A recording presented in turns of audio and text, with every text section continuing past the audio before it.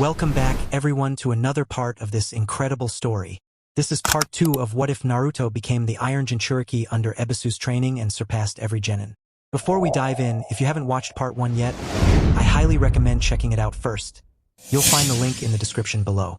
I read all your comments on part 1, and seeing how much you guys enjoyed the story motivated me to bring part 2 even faster. Your support and excitement honestly mean a lot to me. And one more thing, keep giving me your suggestions in the comments about what kind of Naruto What If stories you want to see next.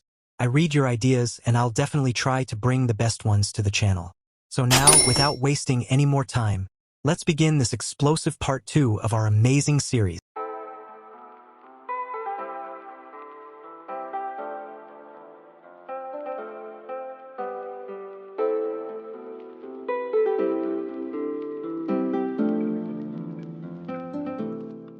Tenten watched as Naruto crouched to touch the ground and fed chakra into the earth below.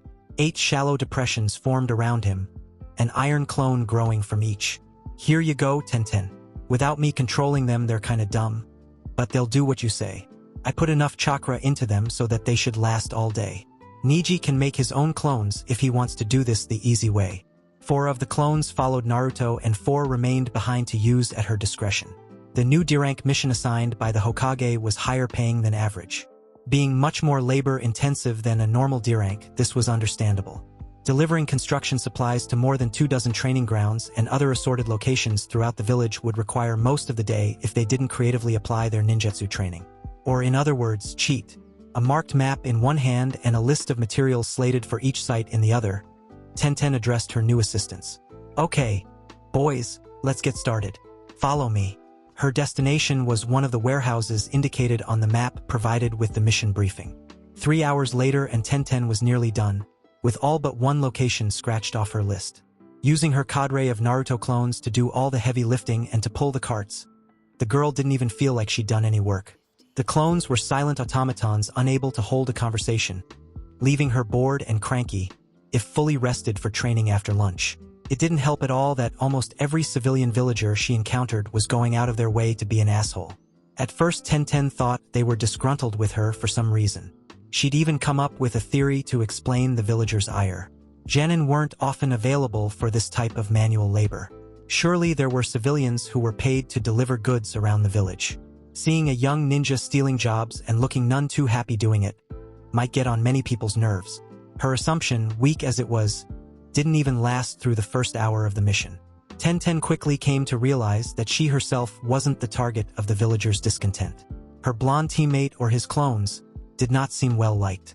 Villagers scowled, muttered unintelligibly as they passed, spit in a clone's path more than once, and one enterprising old lady tried to sick her dog on a clone. The clone's leg fared better than the poor mutt's teeth. Whenever she did manage to pick up a snatch of conversation, they mostly went something like, "Monster, a ninja now. Demon brat, killed. Demon you." Then there was the portly middle-aged man who stumbled out of a bar she and the clones were passing, smelling of cheap sake and stale tobacco smoke, who upon seeing the duplicates of Naruto, ran away screaming, "It's multiplying! Run! Run before it devours your soul." Honestly, weren't there laws against public drunkenness? Or serving alcohol at all before noon? This was getting ridiculous. Either something was in the water supply making everyone crazy or her teammate was a depraved serial killer who had managed to befriend the Hokage to avoid being brought to justice. Once this last delivery was taken care of, she'd find out what was going on. Even if she had to ask the Hokage. Tenten stepped into the academy for the first time since being assigned to Team 9, grateful to find the Chunin who stood watch over the entryway to be at her desk. "Excuse me, ma'am," she said, startling the attendant who looked to have been engrossed in reading a little orange book. "I have a delivery from Namishi Ninja Supply." It was only through great effort that Irika restrained himself from inflicting grave bodily harm upon Inuzuka Kiba. Well, it did help that the boy looked like he'd been thrashed within an inch of his life. Sum, Kiba's mother, probably wasn't very happy to discover her clan was being billed for the damage caused by her son's prank gone wrong. The fire was extinguished before major structural damage could be done, but Irika's desk and the entire front row of student desks would need to be replaced. The scorched floor and ceiling would be repaired soon enough. It went without saying that Kiba was relegated to detention for the remainder of his career as a student of the Konoha Ninja Academy. Irika had entertained the thought of holding weekend sessions just for Kiba's benefit.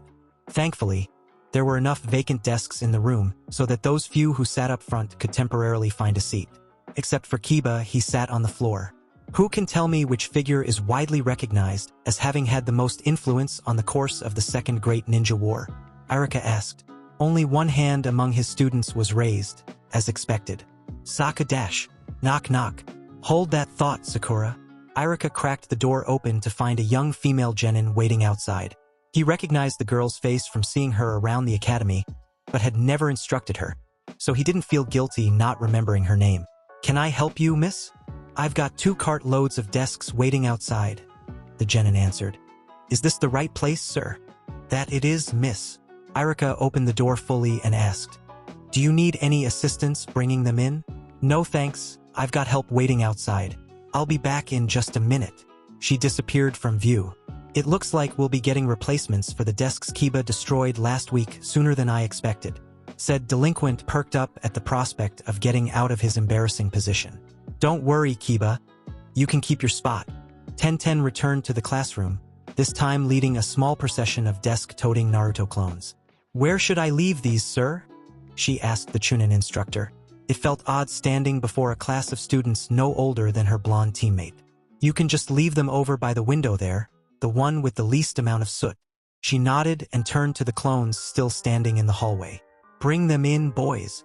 The commotion that erupted moments after the first clone stepped into the room was unexpected. Couldn't she take them anywhere without causing a disturbance? Arf, arf, barked a small white dog. It was sitting on the head of a heavily bruised and bandaged boy who was seated in the middle of a charred patch of the floor. Naruto? Asked the Chunin instructor when he saw multiple copies of her teammate carrying desks into the room. For the first time all day, Tenten found an adult who didn't loathe Naruto on sight. He didn't sound very hateful, at least. Ninja could hide that kind of thing, though. Sorry, Naruto isn't here, she told the sensei. They're just clones Naruto made to help with my deliveries. Naruto, judging by the appearance of his clones, looked to be doing well for himself, Irika noted. Now merely of average height instead of being a bit short for his age and decked out in full ninja gear, including a finely crafted orange coat and a blackened forehead protector. The boy cut an impressive figure for a young genin. Irika was startled to realize more than a year had passed since he'd last spoken with Naruto. His former student had been well into his training with Ebisu at that point, following a regime that was sure to turn him into a ninja at the expense of free time and social interaction. The relentless pace of the Jounin's instruction obviously paid off, though, considering that Naruto was already a genin. It was an impressive feat considering the recent age restrictions placed upon graduates. Hokage-sama must have felt very strongly about Naruto's prowess to circumvent his own guidelines. One more load and we'll be out of your hair, sir, Naruto's teammate said, leading the clones out of the classroom. A not-so-quiet murmuring broke out amongst his students at the girl's departure. Several hands shot into the air as well. Irika sighed, pinching the scarred bridge of his nose, and picked a student least likely to say something stupid. Shikamaru? Prompted the Chunin. Quite surprised the lazy Nara even bothered to lift his head from his desk, let alone ask a question. Yes, Naruto is a ninja now. No, he wasn't crippled for life. Now can you all quiet down, please? Shikamaru promptly lay back down and resumed his nap. Well, that saved him some trouble. Where do you get off acting like you know what you're talking about, Shikamaru? Yamanaka Ino demanded, reaching over to jab Shikamaru with a pencil. Or just made the situation more troublesome. How ironic. The recumbent Nara made a rude gesture in Ino's direction, prompting the blonde girl to stand up and growl something Irika couldn't understand. But from the gasps of nearby classmates must have been dire. Once again, the situation was spiraling out of control. It happened once or twice a week, though he couldn't recall a single incident where Shikamaru was involved. More often than not, it was Kiba causing trouble, or one of several female students, Ino included, who initiated a confrontation with another girl over Uchiha Sasuke's affections. Irika really was grateful he wouldn't be teaching these children for another year. They were good kids, more or less, but puberty and hormones and teen angst was right around the corner. Let their Jounin leaders deal with that frustration. It was another surprise to hear the normally soft-spoken and self-effacing Akimichi Chuji trying to defuse the Ino threat. We hang out with Naruto sometimes, Ino. That's how Shikamaru knew he was a ninja. Arf, arf. Irika saw Kiba nod from his position on the floor, agreeing with whatever his ninja puppy barked. Chill out, Ino, Chuji's right. Geez. Why you gotta be so damned annoying all the time? Excuse me, flea breath? I'm annoying? That's rich coming from the idiot who almost burned down the academy. My hair still smells like smoke. You're a yappy bitch, aren't you? Reminding himself that use of killing intent against the student body had been banned years ago, Irika shouted, "That's enough. One more word out of anyone and they'll be keeping Kiba company in detention this afternoon. Ino, you'll be staying after classes regardless. Does anyone else have anything to say?" Absolute silence was the collective answer to his question. Ino was red-faced and glaring, her gaze miraculously not boring a hole through the back of Kiba's skull. Less than a minute later, Naruto's teammate returned, the clones accompanying her carrying 2 more student desks and a replacement for his own pile of charcoal. The tension from the aborted free-for-all still hung heavy in the air, along with the not quite there but almost formed killing intent radiating from Ino without focus, put the young Genin girl on edge. Irika noticed her shoulders tense and watched as she surreptitiously surveyed his classroom for threats. Admirable senses for one so young. Several long moments without an attack were enough to put the girl off her guard. She sent the Naruto clones from the room and asked, "Could you sign for the desks, sir?" When the Genin was gone, Irika took a moment to inspect his newly acquired furniture. It looked like the one he'd picked out of the catalog, the model with the built-in security seal drawers and tamper-resistant varnish. Using the Byakugan in conjunction with Earth Passage and Earth Ninjutsu techniques does make for a powerful combination, Neji admitted to his younger teammate. His initial assessment of Naruto had not been flattering. At first glance, second and third, too, the boy was too immature and full of an idiotic exuberance that was totally unbecoming of a ninja. Weeks of working with Naruto, however, made Neji's question his observational skills. Too often his teammates' irreverent childishness would slip away to reveal a focused mind with keen insight into the ninja arts. He was finding it difficult to determine which was the real Naruto and which was the mask, or if there was a mask at all and the boy was just that mercurial. Naruto nodded in agreement. It won't work all the time, but there are bound to be a lot of ninja who would have no way to fight an underground opponent, especially one who can attack at leisure and track their target's movements perfectly. I can half-ass it using my false life imitation creations to act as my eyes above ground. He pointed out an innocuous-seeming bird sitting in a nearby tree. Neji activated his bloodline just long enough to see the shimmering thread of chakra stretching from Naruto to the bird that was not a bird. That's not a patch on your Byakugan, though. Hyuga did not typically make heavy use of ninjutsu. That is not to say they were incapable or did not eventually learn some techniques. The Juken was simply so powerful in the hands of a Byakugan user that many disdained lesser methods of combat. It was a failing of his clan, one of many Neji sought to overcome. His destiny was to be powerless in the otherwise powerful Hyuga clan, silent and unseen within the compound and village politics at large. The only method open to him to influence his relatives was through the example he set. Ebisu's tutelage, helped along surprisingly by Naruto, was opening up another avenue of approach for Neji. Let the elders sneer ineffectually. He would continue to be the most gifted Juken practitioner born to the clan in living memory, surpassing any of the main line. Instead of turning down the knowledge he was being offered, he would embrace it. The earth would crack and tremble at his passing. The chakra drain of using both the Byakugan and Earth Passage together is not minor, Neji pointed out, aware that despite the advantage his bloodline gave him, it was not without drawbacks. Chakra expenditure was not, however, an insurmountable obstacle. Being able to physically see one's own chakra made gauging personal reserves literally a blink of the eye. Neji estimated his chakra had increased by more than half since joining Team 9. Constant use coupled with relentless chakra control exercises was proving extremely effective. I have witnessed Hyuga who are able to activate their Byakugan through sheer force of will, requiring neither hand seals nor verbal focus. Ebisu injected into the discussion, having up to this point remained silent as his students talked. What was not clear was whether this was a product of experience, skill, or a maturation of the Byakugan itself. Rapidly cycling between active and inactive states could offer increased chakra efficiency, if at the expense of uninterrupted vision. Neji forced himself not to frown at the Jounin's better-than-average knowledge of his clan's bloodline. The clan stressed secrecy above all, rationalizing that those who did not understand their abilities could not adequately counter them. It was one of the few tenets of his clan he agreed with without reservation. I can already activate my Byakugan at will, he confessed, not sharing that he was the youngest Hyuga known to ever possess the ability. To demonstrate, he concentrated and flooded chakra to his eyes, mentally forcing the change to take place. Colors fell away and chakra exploded into full view in a nearly 360-degree view of his surroundings, while his eyes and the veins feeding them bulged dramatically. Unfortunately, the process took nearly 6 seconds to initiate. As you can see, it currently takes too long to be used as you suggest. It was a good idea, though. With his Byakugan still active, Neji saw his other teammate about to enter the training ground, followed by 4 of Naruto's iron clones. Tenten approaches. Tenten marched up to Naruto and boldly asked, "How come just about every civilian in my path that sees one of your clones is angry or terrified?" By this point, she was certain the transformation illusion her teammate wore when they went out for lunch wasn't just to make him look a little older. Darkening his hair and removing the whisker-like marks on his cheeks hardly made Naruto unrecognizable.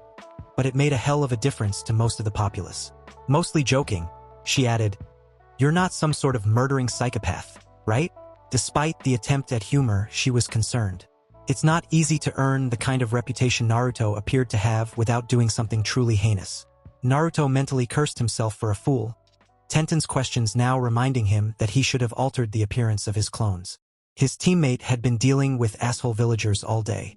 There were a few passable excuses he'd come up with to explain why most of the village hated him, though none of them would hold up under more than casual scrutiny. The simplest and least dishonest was suggested by the old man.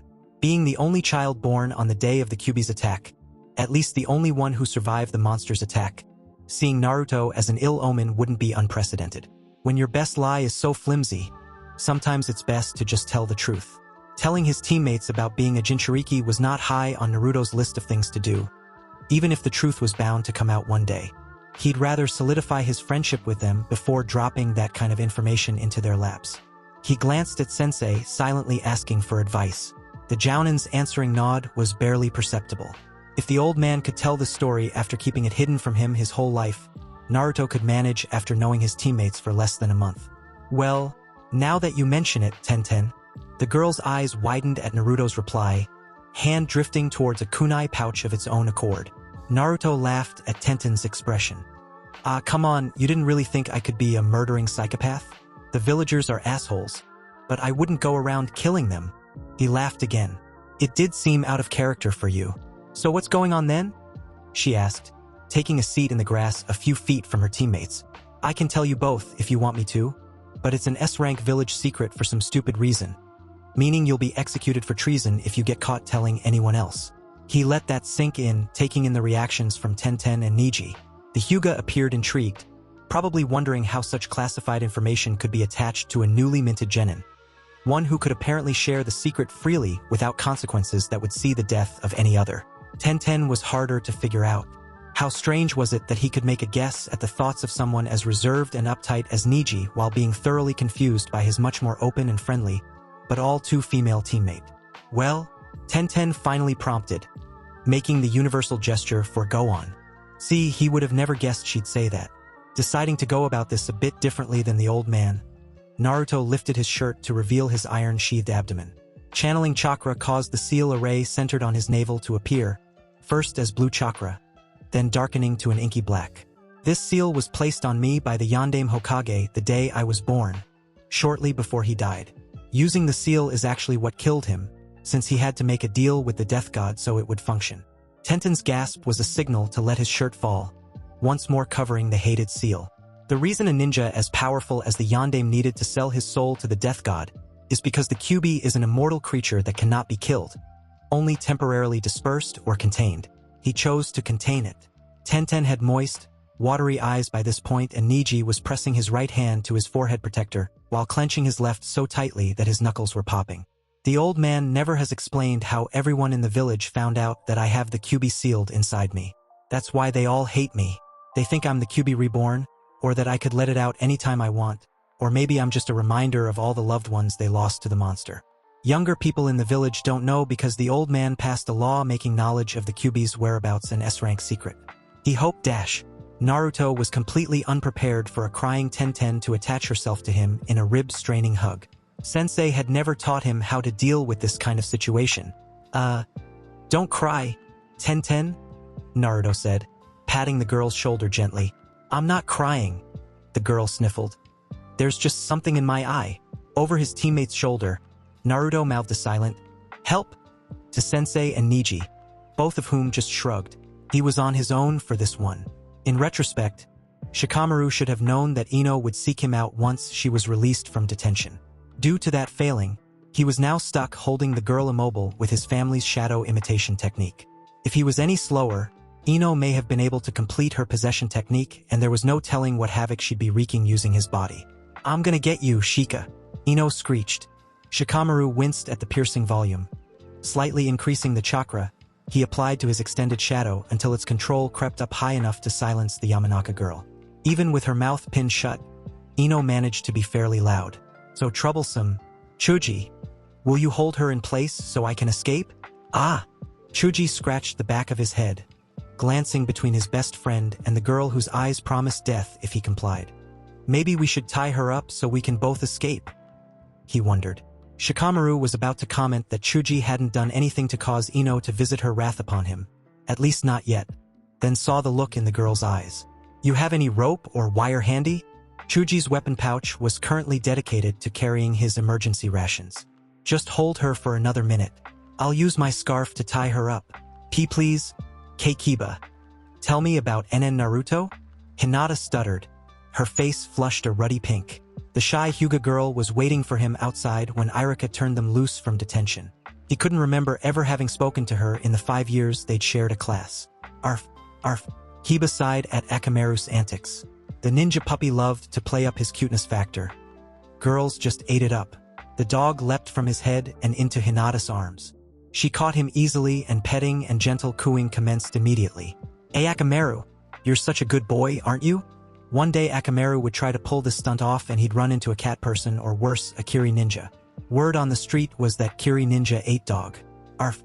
Hinata giggled, unconcerned with the dog enthusiastically licking her face. Akamaru continued his well-practiced routine for another minute before the girl collected herself and once again asked about Naruto. He wouldn't have expected the Hyuga girl to have a thing for Naruto, especially considering how long Naruto had been out of the class. The blonde was his buddy, though, so he could at least put in a good word for him. One less girl getting their panties in a bunch over Sasuke at every turn would be nice, too. "Okay, I'm ready, Tenten. Please be gentle with me," Naruto said, half mockingly, half terrified. Chakra muting coat hanging from a nearby tree branch, just in case the experiment didn't work. The ironclad boy braced himself for the incoming attack. "I really don't think this is a good idea, Naruto. Shouldn't we at least wait until Sensei is here?" Tenten questioned. "Or maybe a medic? Sensei knows all about it, Tenten. He's the one who's been helping me develop the seal."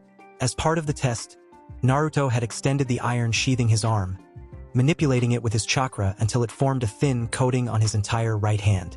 His ability to extend the iron to cover more of his body was slowly increasing, with the eventual goal of being able to fully armor himself quickly enough to provide something approaching an absolute defense. For now, though, protecting his hand alone took more than a second, a potential lifetime in a ninja battle. Imprinting a new seal onto the palm of his now armored hand took another long moment. That would also have to improve with practice. Naruto was fibbing a little. Sensei did know about Naruto's line of research and had indeed helped him develop the experimental seal. The Jounin had no clue his student was ready to move past the conceptualization stage. Tenten was a nice girl, though. She wouldn't hurt him too badly if she discovered he'd been less than totally honest about this one small matter. He hoped. Seeing his teammate growing ever more hesitant, Naruto shouted, "Stop being a scaredy ninja and blast me already." "Fine, you idiot," Tenten muttered. "If this cooks your brain, I'm not taking the blame." She sped through a now familiar, if truncated, sequence of hand signs and unnecessarily announced, "Lightning release, storm lance." 2 months had worked wonders for Tenten's ninjutsu skills. Where before it would take twice as long and cost 3 times as much chakra just to produce a sad little bolt of lightning perhaps as thick as her pinky finger, the wrist-thick beam she unleashed at Naruto was now a technique she'd mastered to such an extent that she'd been able to start tinkering with its peripheral effects. If anyone watching the exchange was expecting a crack of thunder to accompany the lightning technique, they would have been disappointed. It crossed the 30 meters between the Genin in silence. Naruto was as prepared as he could be. His right palm was turned outward, facing Tenten as a convenient target. There was no time to vocally activate his new hungry iron seal, not if he wanted to successfully catching a freaking lightning bolt. Just in case, he saturated his body with chakra, flooding iron and muscle till he reached the limit of what would usefully increase his speed and damage resistance. Why couldn't his teammate have a fire affinity? They moved so much slower than most lightning techniques. The solid beam of electricity, it really didn't resemble a bolt of lightning any longer. Some unused portion of Naruto's conscious mind noted, crossed the short distance in an eye-dazzling flash. It was off target by several centimeters, but close enough to the seal's buffer zone that he wouldn't need to adjust. Deliberately forcing oneself to not dodge a potentially deadly attack is not easy. Thankfully, it all happened so fast, the attack disappearing into the seal just as it was supposed to. Naruto didn't have to stand there for long while contemplating his demise. Unfortunately for the boy, Tenten had been playing fast and loose with her favorite lightning technique, and now all the rapidly expanded atmospheric gases that would normally create a crash of thunder in the wake of a lightning bolt slammed into her target with the roaring fury of a thunderstorm. Naruto was blasted off his feet and out of his sandals by the unexpected wave of thunderous wind. Startled and momentarily deafened, he was still a skilled enough ninja to right himself in midair and land on his feet some 6 or 7 meters from his lost footwear. He shook his head and tried to get the world to stop spinning. "What the hell was that, Tenten?" he shouted, triumph over the success of his seal work forgotten. The female Genin came trotting over to her woozy teammate, his sandals in one hand and a grin plastered across her face. "Did you like that, Naruto?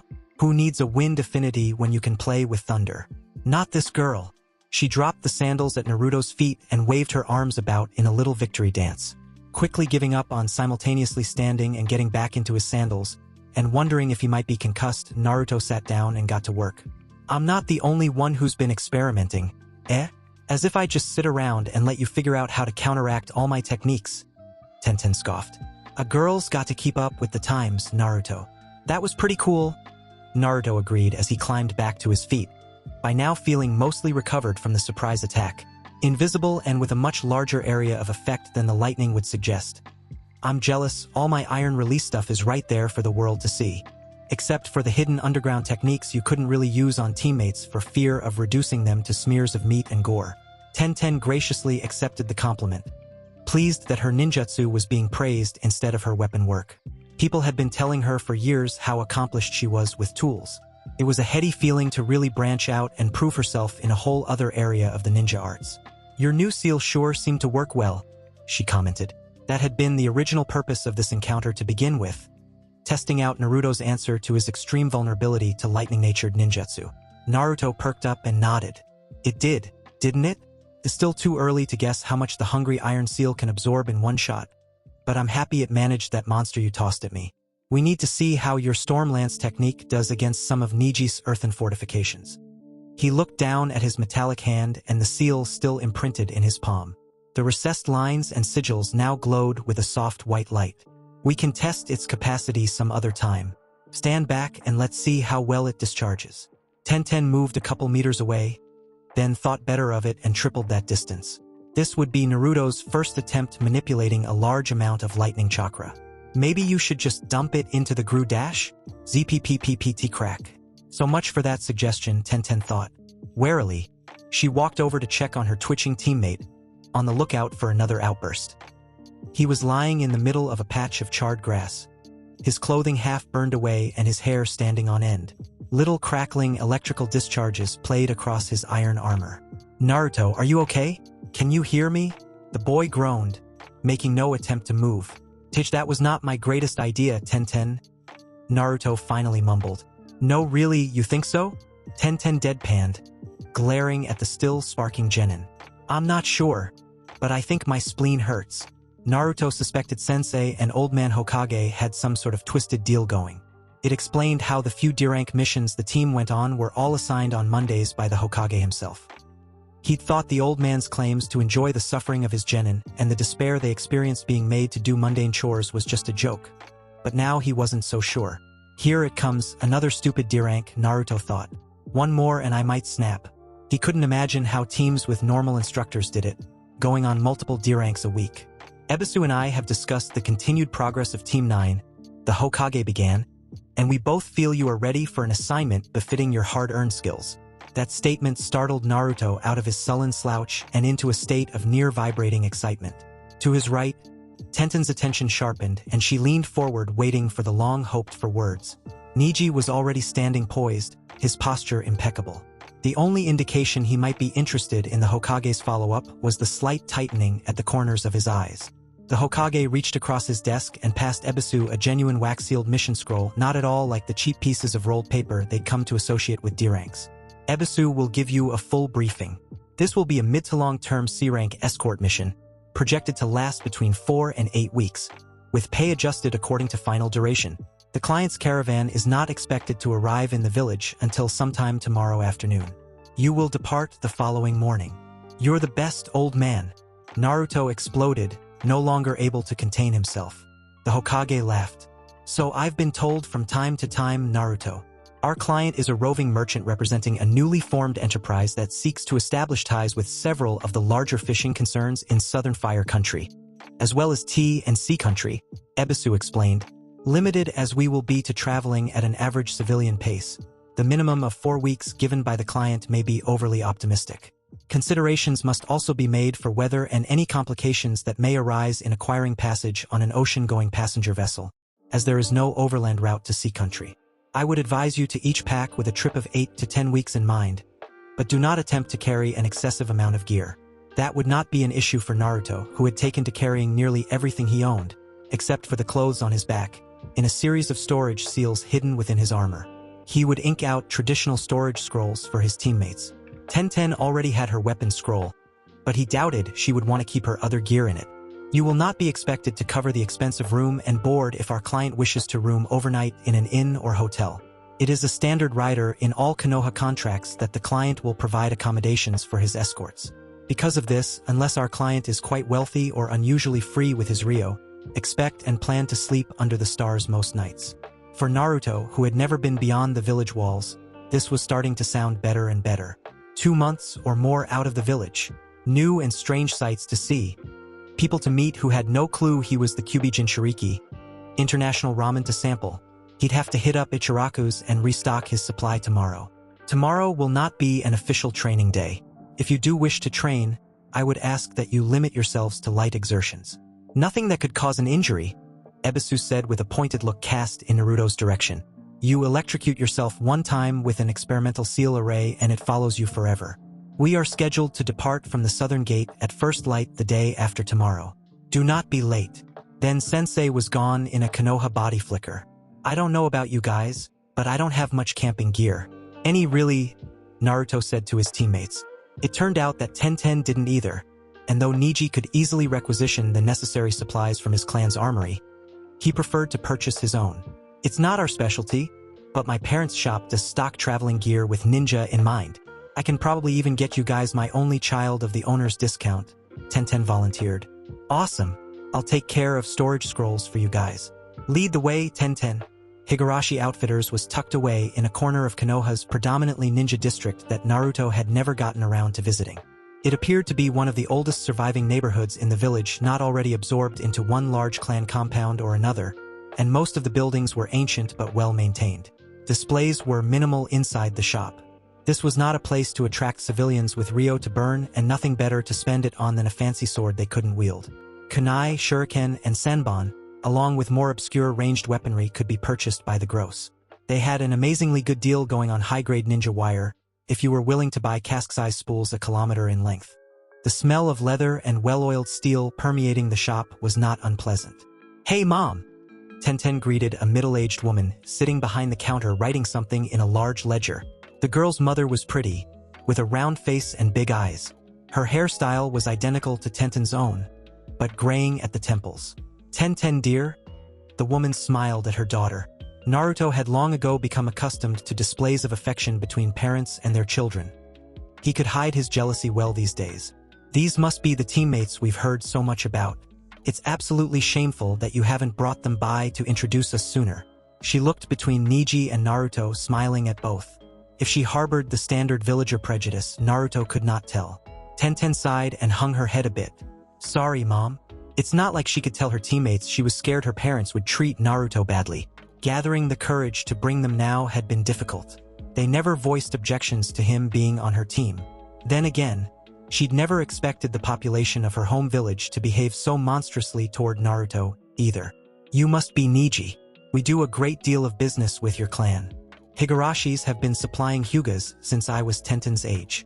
Neji nodded with a tight, somewhat forced smile. Naruto was beginning to get the impression that Neji didn't particularly care for any mention of the Hyuga clan, even if the older boy did make reference to them quite often. That leaves you, Naruto, and an Uzumaki to boot. I still remember the fit Tenten's father threw when he learned of the destruction of Whirling Tide's village. We were Konoha's exclusive supplier of a variety of Uzumaki-made sealing products back then. Really, ma'am? Naruto knew of his clan's reputation as seal masters. It was one of the reasons he devoted part of his time to developing his own sealing skills. He'd never put any thought into what the Uzumakis actually did with their seals.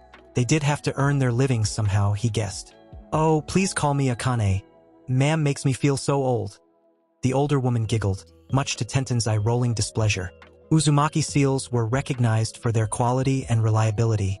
Naruto. We could sell them at a premium price and always had a waiting list. They sold out nearly as soon as a shipment arrived. Naruto is really good with seals, Mom, Tenten added, the bare bones of an idea forming in her mind. Is that so? Naruto, dear, if you get your accreditation to produce seals commercially, Higurashi Outfitters would welcome the return of our longtime business associate. Whoa, that sounded like it could be lucrative. And awesome. That sounds great, Akane. The Uzumakis would rise again. Now he just needed to find out exactly what accreditation meant and how he went about getting it. Aren't you just the cutest little thing? Akane enthused happily. Naruto blushed, and used to such treatment from anyone. This was another reason Tenten never introduced her teammates to her family. Parents were so embarrassing. The thought immediately made her feel guilty. Since her teammates were both orphans, Neji's large extended family aside, before this could get any further out of hand, Tenten sought a return to the original reason they'd visited the shop to begin with. Mom, we're going on our first C-rank mission out of the village in a couple days and need camping gear. Akane Higurashi had encouraged her daughter to pursue her dreams to become a ninja over the objection of the girl's father. She'd prepared herself for this when her little girl would leave the nest. The news that it was happening so soon caused her formerly rosy cheeks to pale dramatically. That's great, dear. Your very first mission outside of Konoha. That's a big step in the career of a ninja. All three Genin could not help but notice the formerly cheery woman no longer appeared very happy, even if she tried to sound normal. Yeah, it could last more than 2 months, Naruto added helpfully. Maybe he hadn't caught on to Akane's distress quite so well as Neji or her daughter. 2 months, Akane cried, hands rising to grip her hair buns in a nervous habit Tenten found silly. She couldn't bring herself to care too much upon seeing how upset her mother was becoming. She kicked Naruto's shin and hurried around the counter to comfort the woman. They didn't leave the shop for the better part of an hour. Neji and Naruto bought all of the gear they thought they needed, at cost at Akane's insistence, though she did extract a blood oath from both boys to keep her thoroughly mortified daughter safe. There was also a dinner invitation for the night before Team 9 left the village that both boys inherently understood to be mandatory. Sensei was familiar with accreditation and explained it to Naruto as basically gaining an official certification of some sort. He was not fully versed on the process necessary to gain accreditation to sell seals like Tenten's mom mentioned. A quick trip to visit the old man netted Naruto something between an instruction manual and a study guide. It was a small book, worn with time and use, detailing the many types of seals one was expected to be capable of producing to become certified. Along with lists and brief descriptions of required seals, there was an in-depth treatise on the basic underlying strictures forming the foundation of the sealing arts. You had to know them inside and out, backwards and forwards, to be trusted to craft not only recognized seals, but to create entirely new ones. Bad things tended to happen to foolish dabblers. Self-electrocution barely even rated on the scale of bad things presented in the book. Naruto had no illusions about his current level of skill or knowledge. He was years away from gaining a certification to create and sell seals. That didn't mean he was barred from creating them for personal use or the use of his friends. Sensei indicated this was a common issue with ninja unwilling to put the time and effort into becoming a true master of the sealing arts. They learned what was necessary for their purposes or to satisfy their own curiosity and went no further. This was the path Sensei himself had taken, though he was well versed in many of the more esoteric aspects of sealing and quite knowledgeable about useful and trivial seals alike. What are you reading over there, Naruto? Tenten asked.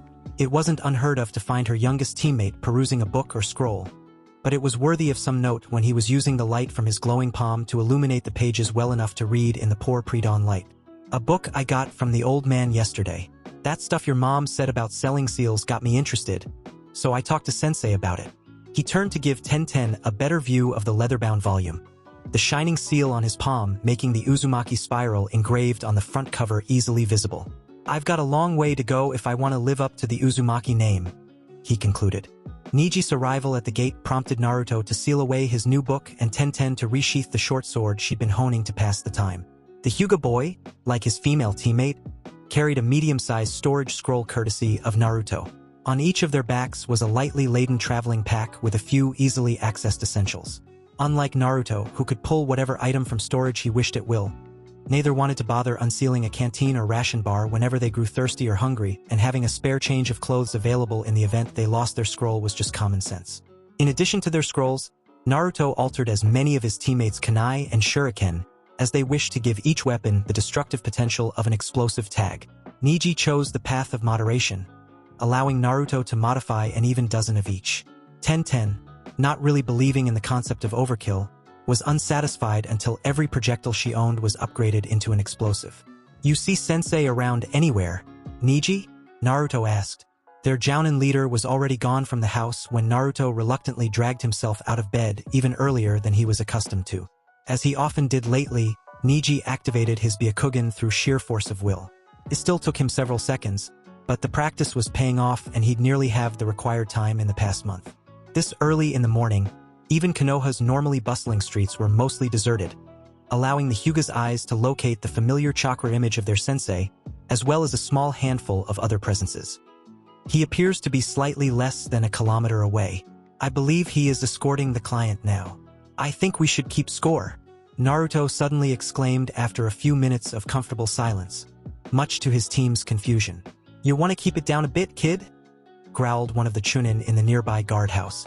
As early as Team 9 arrived at the southern gate, they were preceded by the poor souls assigned to third shift guard duty. In a near whisper, hoping to avoid upsetting the grouchy Chunin, Tenten asked, "What are you talking about, Naruto?" Neji just looked at him. His stare spoke volumes. Naruto sighed. It was hard being a font of pure awesome around normal people sometimes. "This is a really long mission and we're going to be going all over the place. New countries and even the ocean. The client wouldn't hire ninja if he wasn't worried about stuff like bandits and pirates. I figure we might run across a lot of them, so we should keep score of who kills the most. Pirates should count for double. The winner wow dash, ching."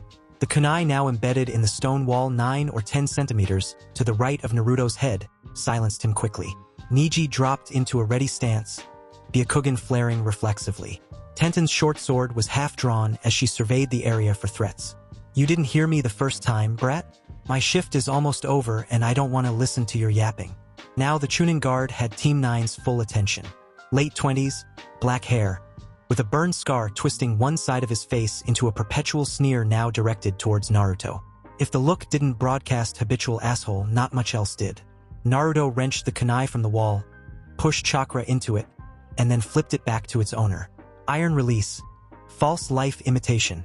Tenten was about to make a comment, but Neji interrupted her with a raised hand and a gesture pointing back toward the street. Sensei was in sight, leading a donkey-drawn wagon. "Sorry for making a scene, you guys." Naruto quietly apologized to his teammates. Once they were out of the village, then he'd make a scene or at least whatever he turned that kunai into would. "Don't worry about it, Naruto. That guy is an asshole. A Chunin gate guard at such an age. Mediocrity is his fate." Neji occasionally said stuff like that.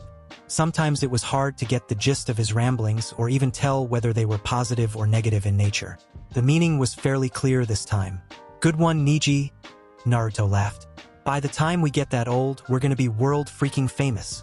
Not stuck as mediocre gate guards." Naruto didn't notice the heated glare his team was receiving from the Chunin, distracted as he now was by visions of himself being crowned Hokage. 6 hours into his first great adventure and Naruto was bored. The iron clone he'd created to pester the Chunin on gate duty was long gone, dispelled once the distance grew too great to maintain a proper chakra link. The road they were traveling saw a great deal of use and a corresponding number of patrols kept it mostly clear of bandits and other unsavory individuals. Sensei didn't even believe it was necessary to maintain guard positions around their client's wagon. The wagon Naruto walked beside was interesting. It did not appear to carry any goods. Sensei said the client wasn't that kind of merchant, and was instead outfitted like a tiny house on wheels. Its peaked roof was shingled. There were windows on both sides and the back, each with curtains on the inside and shutters outside. 3 large barrels of fresh water were strapped to the rear of the wagon, and there was no telling what kind of food was stored within. If there had been any hope for spending much time at roadside inns during the mission, that was now lost. Naruto did wonder how the client intended to get the wagon across the ocean to sea country. Were there even boats large enough to carry such a wagon? Sensei appeared content to discuss fish migration patterns with their client, who sat on a high-cushioned bench in the front of his wagon, leading his donkeys by the long leather reins connected to their harnesses. The man looked to be around Sensei's age, give or take a couple years, but where the jounin was tall and lean, the client was short and pudgy. He had an oddly protruding mustache that bobbed up and down when he talked. So far he treated the Genin of Team 9 in a respectful manner, not looking down on them for being young. Not that Naruto had noticed anyway. This is going to be a long trip, Tenten. Naruto lamented as he adjusted his stride to match hers. Those donkeys might have the stamina to pull an elaborate wagon house thing all day long, but their speed left something to be desired. Tenten sighed and nodded. We might as well make the most of it. There won't be much time to do any serious training on the road. She held up her right hand so Naruto could see the spark of lightning-natured chakra arcing feebly between her thumb and index finger. This is a good chance to work on my elemental chakra conversion. Walking down the road on tentative guard duty wasn't the best time to get back to his new book. You're right. I've just got to figure out something to do to keep myself busy. That was easier said than done. He leapt over the wagon to pester Neji, but found the boy splitting his attention between practicing with his Byakugan and working on some freaky new variation of the earth passage and tree climbing exercises that allowed him to slide along the ground as if he were ice skating. That was cool. He'd have to get the Hyuga to tell him out it worked later. Eventually Naruto settled on working with his iron rod. Tenten loved and hated the weapon. It was highly versatile and had the potential to be incredibly deadly, more so than any weapon she'd ever held, but wouldn't respond to her attempts to manipulate it. No matter how often Naruto let her play with it, he'd once discovered her threatening its life. How far can you reach with it now? Tenten asked, eyeing the iron rod turned whip jealously. The old man had a storage scroll full of the chakra-conductive iron his rod was composed of, and according to Sensei, a lot of it was being saved for Naruto's use. Maybe he could get some of it and have a weapon made for Tenten when the mission was completed? Naruto shrugged. I'm not really sure. Pretty far, I guess. When he practiced with it in their designated training ground, there was only so much open space and he'd never felt the urge to see just what its limits were. Well, that was me trying to hint to you to give it a shot, Naruto. Oh, haha. Yeah, I knew that, Naruto insisted, grinning at an incredulous Tenten. The iron whip retracted so quickly into its base form that Naruto's wrist nearly buckled. He slowed, and then stopped, taking in the empty road as the wagon slowly rolled away. It was a wide stretch of compacted earth, abutted by about 10 meters of grass and shrubbery that gave way to a dense forest. The road was straight for over 400 meters before curving gently out of sight. With no one nearby and so much open space available, finding a better place to test the maximum range of the rod, or his control over it, would be difficult. Tenten was standing well back from her teammate, remembering the results of his last experiment. She watched Naruto plant his feet and felt a tingle from her rudimentary chakra senses as he rooted himself more firmly to the ground. Naruto swung the rod and chakra flared.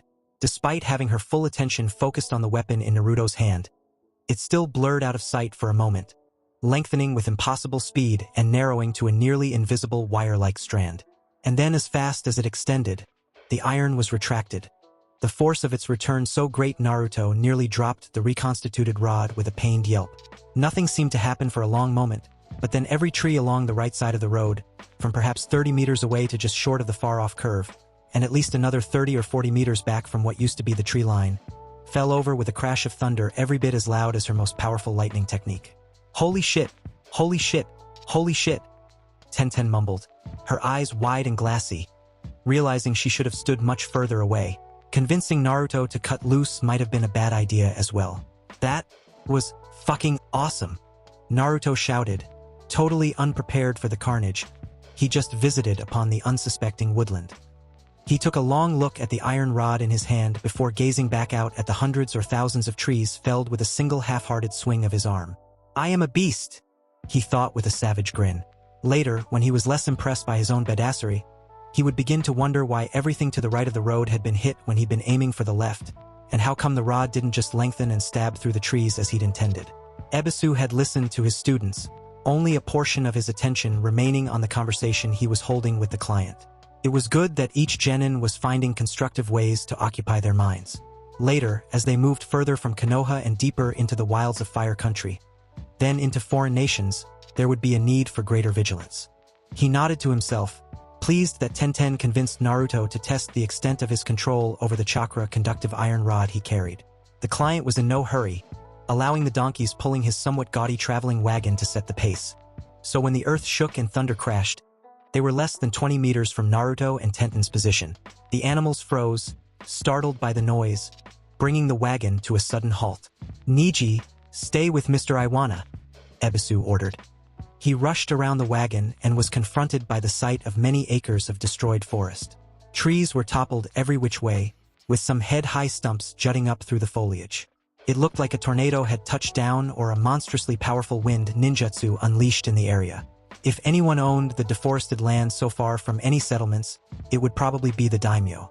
Ebisu made a mental note to speak with Lord Hokage on the matter, in the event reparations were demanded. Naruto was doing cartwheels and backflips as Ebisu approached. Though Naruto understood Sensei's orders to no longer experiment so freely with the iron rod, not until he could find a more isolated locale, preferably when the team was not on a mission, he was not happy. He really wanted to get the hang of that attack. You are a remarkable young ninja, the client, Mr. Iwana, said in his high-pitched voice. The youngest member of Team 9 also wasn't all that happy his lunch break was being shortened because he had been volunteered by Sensei to help the client water his donkeys at a small roadside creek. Unsolicited praise pulled a grin from him. Thanks, mister. You must wield a fearsome weapon to create such a mess as the one we left behind us. Naruto retrieved the rod from storage so the client could see. Yeah, it's pretty cool. I can do lots of stuff with it, but the last one was crazy. I've never made it do anything like that before. Unable to resist showing off just a little, Naruto twirled the rod, changing its shape as he did so. It cycled through to the form of a staff, then a katana, and was followed by an uncoiled whip, before reverting back into an unassuming rod. You live up to the reputation your village, my young friend. You most certainly do. After taking a long look at the afternoon cloud cover, Sensei predicted rain before the night was over. Each member of Team 9 carried a small, easily pitched one-man tent for use when inclement weather made sleeping without some shelter undesirable. Tenten's mother practically forced the tents on them. Naruto was actually looking forward to using his. After all, it would hardly be a wilderness adventure without sleeping in a tent once or twice. The small stone cottage formed by Neji's earth ninjutsu was starting to make those tents look kind of useless. If you could do that, why in hell didn't you tell us before we all bought brand new tents? Naruto whined. Now that his teammate had set an example, his mind was awhirl. I bet I could do that too, the boy thought. Too bad Neji came up with it first. Metal would form a more durable and secure shelter, for sure, but it would also become an oven under even weak sunlight. Fixed stone constructs didn't need a constant chakra feed to maintain either. Still, there were possibilities that bore further consideration. Fate will not always provide favorable materials or conditions for my techniques, Naruto. It is better to have alternative lodgings and not need them, rather than need them and not have them, Neji noted, smirking when Naruto couldn't help but give a frustrated nod of agreement. As I refine the technique, those considerations will, however, become of less concern. Naruto hadn't even tried to mimic Neji's creation yet, and he was beginning to mentally refine the technique. Why stop with a cottage when you could create an underground bunker or raise a fortress? Tenten emerged from the uncovered doorway of the cottage a few moments later. I appreciate you adding a room just for me, Neji, but I don't need special treatment because I'm a girl. If Naruto hadn't been watching Neji's face, he definitely would have missed the annoyed twitch of the Hyuga's left eye. Oh, this was too good. Haha, Tenten, I don't think you're supposed to get your own room. I bet it's for our dear Dash. Sensei. Neji interjected with uncommon haste. Yeah, for Sensei, confirmed Naruto, grinning at Neji's quick save. Ah, that makes sense. Tenten looked between the two boys, unable to shake the sense that she was missing something. That thing is really solid, Neji, she commented. Her cursory inspection had revealed walls exceeding 20 centimeters in thickness, and it was all one solid piece of stone, without any detectable seams or joints. It is a simplified variation of an IWA construction technique I discovered in the Konoha library. With Sensei's limited selection of earth ninjutsu techniques, it made sense the Hyuga would seek outside sources to expand his own repertoire. The village of IWA was known for its many powerfully earth-natured ninja and the creative ways they were used, in battle and out. To the victor go the spoils, it is said, and Konoha's decisive victory over IWA in the previous ninja war didn't just result in greater material wealth and political power. Konoha's ninja library currently housed the second most extensive earth ninjutsu archive in the elemental nations, courtesy of looted IWA corpses and raided armories. It really was too bad there were so few ninja in Konoha with an earth affinity strong enough to make practical use of much of that knowledge. Sensei's return from speaking with the client a short distance away stifled the conversation. Mr. Iwana's wagon was already buttoned up for the night, windows shuttered and draft animals tethered nearby. "Have you three decided who will be on night watch this evening?" asked the Jounin. They would be covering overnight guard duty in 3 shifts, with Sensei taking the least desired second watch. That left a Genin covering first and third shift, with one of the team able to sleep uninterrupted throughout the night. Sensei planned to give them a week's grace period before the second shift also became their responsibility. Neji's unexpected contribution to their overnight lodgings had sidetracked the team's earlier discussion of who was stuck with which shift. "Age before awesome?" Naruto suggested, tearing a giggling snort from Tenten. The girl covered her mouth and blushed. "I will take third shift, Sensei," Neji volunteered, guaranteeing himself the next night off the watch schedule. Tenten and Naruto eyed one another. "Rock, paper, scissors?" she asked. It would be many months before Tenten came to understand that you never gambled against Uzumaki Naruto. He didn't cheat, the freaking universe did it for him. "Woohoo! Snip, snip!" Naruto cheered, waving his mock finger scissors about a few seconds later. "That decides the watch rotation for the coming week, students. Tonight Tenten will cover first shift and Neji the third. Tomorrow Naruto has first and Tenten third, and so forth." Standing over a pair of corpses, 6 days later, Naruto really wished he'd volunteered for third shift that first night on the road. Barely a week into the mission and Neji was already 2 points ahead of him and Tenten. "Nothing looks broken and I can't find any blood. How'd you off em, Neji?" the young blonde asked. "This trash did not detect my presence," explained Neji, sneering down at his victims. "I caught them unaware as they debated killing the client or taking him captive for ransom. A Juken strike to their brains was instantly fatal." "Whoa, that's cool. Scary too." As Naruto knew, a skilled Juken user was crazy deadly up close. At full chakra-enhanced speed, it was all he could do just to defend against a concerted attack from Neji, and no one else had the unique advantage of being immune to most Juken strikes. Sensei rolled both bandits over and began rifling through their pockets. They were relatively well-dressed. Their clean black linen trousers and tunics not at all like the shabby highwayman Naruto would have expected. "You did well, Neji. Though in the future I would advise leaving at least one available for interrogation." The Jounin gathered a handful of Ryo coins, 2 knives, a lead-weighted sap, and a wire garrote from the corpses. With so few possessions, they likely had a camp or dwelling nearby. "Should we check out the area to see if there are other bandits?" Tenten asked. "If our mission was to patrol the road, we would perform a thorough search. Our responsibility is to maintain the safety of Mr. Iwana." Naruto didn't like the idea of leaving bandits to prey on unsuspecting travelers, but Sensei was correct. They had a mission of their own to complete. "Come on, you guys. Let's get rid of the bodies. I want to grab some breakfast before we get back on the road." In short order, the Genin had dragged the corpses away from the client's wagon and into the heavy brush at the tree line. "I don't think we've got a fire technique between the 3 of us," Tenten commented. "And I don't feel like starting my day digging graves.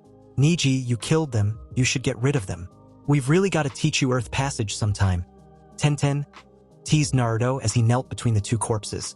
He rested a palm on each bandit's back and began to mold chakra, first coating his arms in a fine layer of energy, then slowly extending it to envelope the corpses. There was an unexpected resistance, far more than when he used this method to demonstrate Earth Passage to Neji, before the chakra was finally distributed properly. Once that was accomplished, the burial was no more difficult than taking a dip in a pond. Naruto submerged fully beneath the surface, leaving his cargo behind when he returned.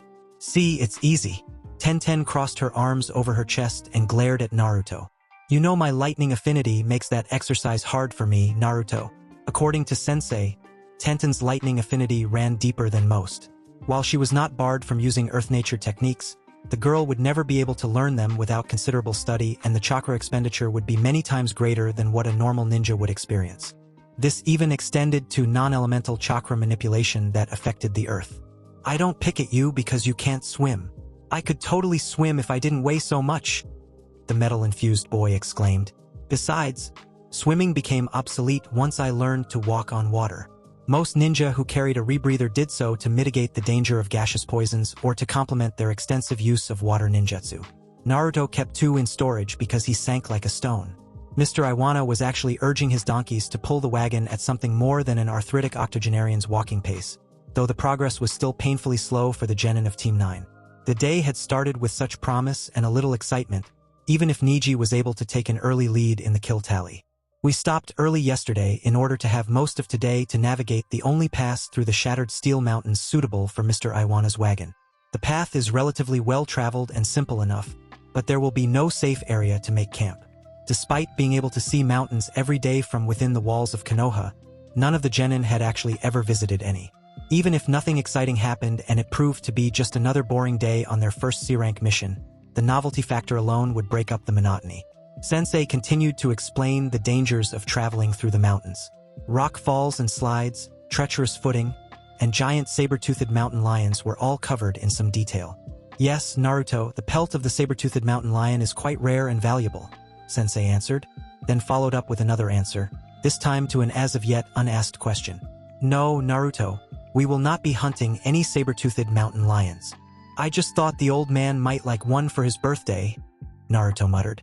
Seriously, what did you get for someone so old? If you lived that long, chances were at some point you'd gotten just about every gift you could need or want. Tenten laughed and said, Naruto, just remember, if one of them does attack us, don't blow it up. Never mind that nearly every one of her weapons was now a lethal explosive. Nearly an hour later, the group was already on their third switchback and the surrounding trees were slowly thinning out. Naruto turned his attention to Neji, who had been quieter than normal, noting the Hyuga had his Byakugan active. Nearly 360-degree vision made it difficult to guess what exactly he was focused on. Killing those bandits isn't bothering you, right? Neji barked out a sharp, almost startled laugh. It was so uncharacteristic of the Hyuga prodigy that Tenten stared at him in wonder, and even Sensei seemed surprised. The scum was fated to die by my hand. The thought of being disturbed over such a menial task is amusing. Relieved that all was still right with the world, Naruto nodded. That's cool, man. So what's got you so distracted? I am not distracted, Neji insisted. I am intrigued. It appears as if this mountain, perhaps the entire range, is artificial. Joining the conversation, Tenten asked, Artificial? You mean you think someone made them? Neji shook his head, bulging Byakugan eyes conveying no appreciable emotion. I can think of no other explanation for what I am seeing. There are ruins, twisted pieces of structures, and innumerable objects I cannot identify, folded deep into the root of this mountain and those adjacent to it, out to the limit of my Byakugan's range. You are not the first Hyuga to make that observation, Neji, nor are you likely to be the last, said Ebisu to his student. The shattered steel mountains were not named at random.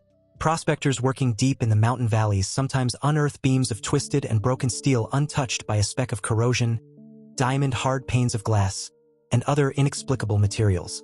I've heard rumors of wealthy collectors spending vast fortunes to acquire especially unusual artifacts pulled from the depths. So there used to be a city here and someone grew a mountain on top of it? Naruto asked. That is a distinct possibility. Men and women more learned than I have debated these mountains and what they imply for centuries, Naruto. General consensus is that the ruins beneath the shattered steel mountains and other sites found throughout the elemental nations and beyond are the remnants of a civilization preceding our own by more than 1,000 years. There were many technologies in use in the elemental nations that owed their existence to scavengers picking the bones of that long-forgotten time. More often than not, even when a device had been copied and used for decades or longer, the underlying principles that governed its function went unknown. Damn, that's insane.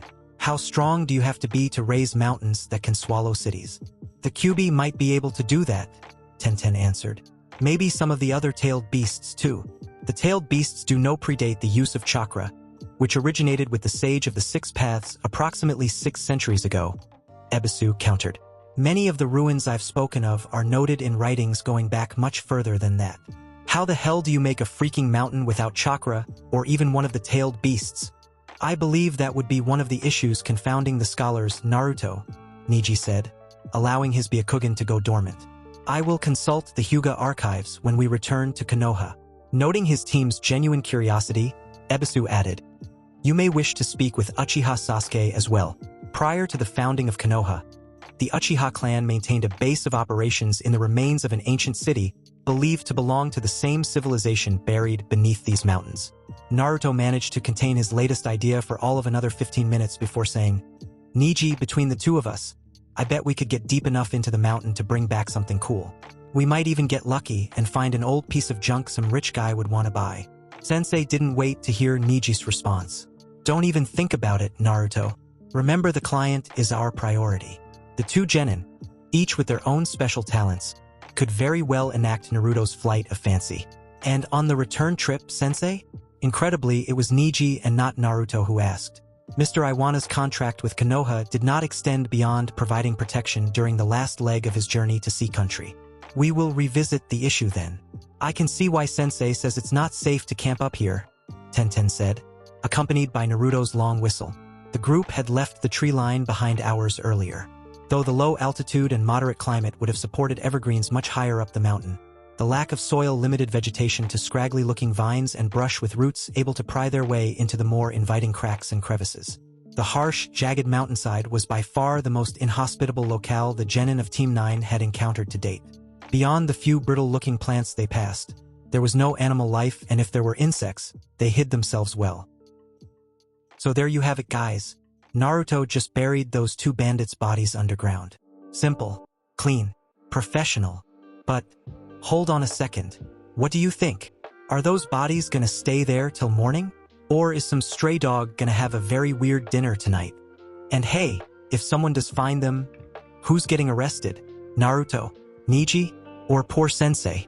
Honestly, I just blame the client. Guy acts suspicious anyway. Alright, now you tell me. Drop your thoughts in the comments. What do you think happens next? I'll read every single one. Promise. Alright, I'm heading back to my story now. Later, guys. The roadbed the group traveled upon was sturdy and the gentle gradient, thanks to the frequent switchbacks carved into the mountain through the efforts of many earth ninjutsu-wielding ninja and civilian laborers, made what would otherwise be a difficult and dangerous hike for a lone ninja an easy, if long, trip for the client and his wagon. Mr. Iwano was familiar with this route and drove his wagon and draft animals with competent surety. The road ahead, the longest single stretch they'd used since beginning the trek over the mountain and the last before reaching the point of descent, was blocked by a daunting amount of fallen rock. Boulders ranging from fist-sized nuisances to one larger than the Hokage Tower rendered the pass impossible for the wagon to navigate. This is a significant rock fall, students. Be wary, the mountain above may yet be unstable, Sensei warned. This pass is the only route across the isthmus, bemoaned Mr. Iwano with a frown. The donkey's reins clutched tightly in his white-knuckled fists. The only port with vessels large enough to transport my belongings is at least a week's travel from here. An unpalatable proposition. Days of travel would be wasted, and then hiring a ship to make the long and perilous sea journey around the northern horn of the peninsula and through the dangerous currents and pirate-infested waters surrounding the islands of water country would be ruinous for the merchant's finances. Let us first determine if we have any alternatives before taking such drastic action, Mr. Iwano.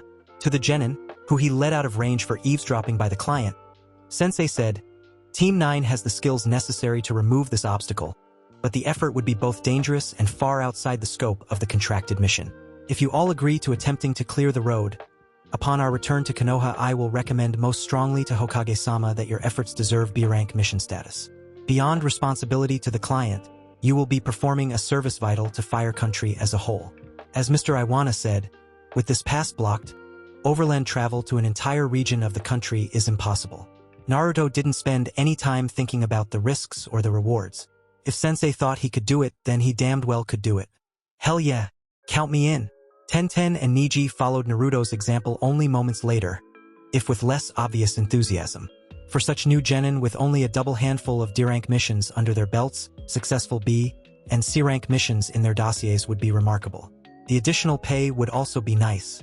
Very well, Sensei gave them all a pleased nod. Unfortunately, none of us would qualify as a demolitions engineer. We will not be using explosive tags or their equivalent. That was said with a pointed look directed at both Tenten and Naruto. No lightning ninjutsu either. Tenten deflated, slumping her shoulders and glaring accusingly at Sensei. That effectively moved her into the category of manual laborer. Neji begins surveying the area, especially the rock wall above us. Search for any signs of further collapse. I will return after removing Mr. Iwana to a safe distance. I don't think I'm going to be much help, guys, said Tenten morosely. She kicked a bit of loose gravel hard enough to send it careening over the edge of the precipice the road was built on. Maybe it was time to start working on picking up a few water ninjutsu. They were versatile and would complement her lightning techniques quite well. Naruto shrugged. Don't worry about it, Tenten. This just isn't a good place to show your stuff. Byakugan active. Neji nodded in agreement without turning to face his teammates. Fate placed this obstacle before Team 9, Tenten. As a member of Team 9, it is as much your fate as it is ours to triumph or fail before this test. Naruto thought the Hyuga's words were meant to be encouraging, but wasn't quite sure. He really needed to sit down with Neji sometime and get the older boy to explain this fate business. So how does it look up there, Neji? Any more rocks waiting to crush us? Asked Naruto, peering up the nearly sheer slope. A ninja could scale the rough slope with or without chakra, if they didn't mind the risk of the mountainside giving way and crushing them under tons of falling rock. Though the Byakugan is not well suited to the task, I cannot see any obvious areas that appear dangerous in the short term. I wonder if transforming the big boulders into iron will cause any problems, Naruto mused. It would make clearing the road pretty easy if I could.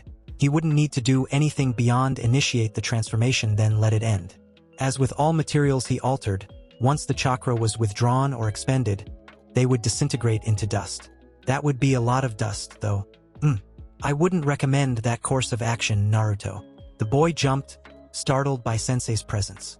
Though temporary, the greatly increased weight could risk collapsing this section of the mountainside.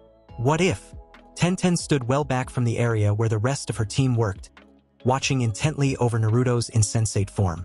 Lying in the middle of the road, the young blonde appeared dead to the world. She might not be able to do much to remove the boulders, but she could watch over Naruto. Now deep in a trance-like state, he didn't respond to her attempts to communicate with him. It had been amazing to watch a boulder nearly as large as the wagon melt away beneath Naruto's hands. As the boulder's mass decreased, iron duplicates of her teammates sprouted up around the boy until what remained of the once massive rock was hardly larger than her head. I don't think I can manage any more than that, he said with a grimace, eyes clenched tightly closed. It was only with her assistance that Naruto was able to make it halfway down the road to where Mr. Iwana waited with the wagon. All of his attention was focused on directing what looked to be at least 30 clones. Under the blonde's guidance, his clones hauled away all but the largest of boulders, applying their superhuman strength in concert to roll or toss them over the side of the mountain. Using an earth ninjutsu Tenten had never seen before, Neji and Sensei carefully removed rocky monoliths too large for even Naruto's small army of clones to budge. The technique they were using reminded her of a candle, its wax slowly melting away over the course of hours. In this case, however, the massive boulders would rapidly melt away into mud, much faster than any candle. Instead of remaining on the roadbed, the mud then flowed over the edge of the cliff. Tenten had crept over to the edge and spent a few moments watching the muddy stream. At some point around 100 meters or so from the earth-using duo, the mud would revert to solid rock and tumble the rest of the way down the mountainside. Nearly an hour passed in this manner. Naruto was fully conscious now. Sitting beside her and eating a steaming bowl of miso ramen he'd removed from one of his storage seals. The clones had been allowed to dispel into puffs of sparkling dust once their task was complete. Ugh! My head hurts so freaking bad. Tenten, not even ramen is helping. I don't think ramen works like that, Naruto. Blasphemy?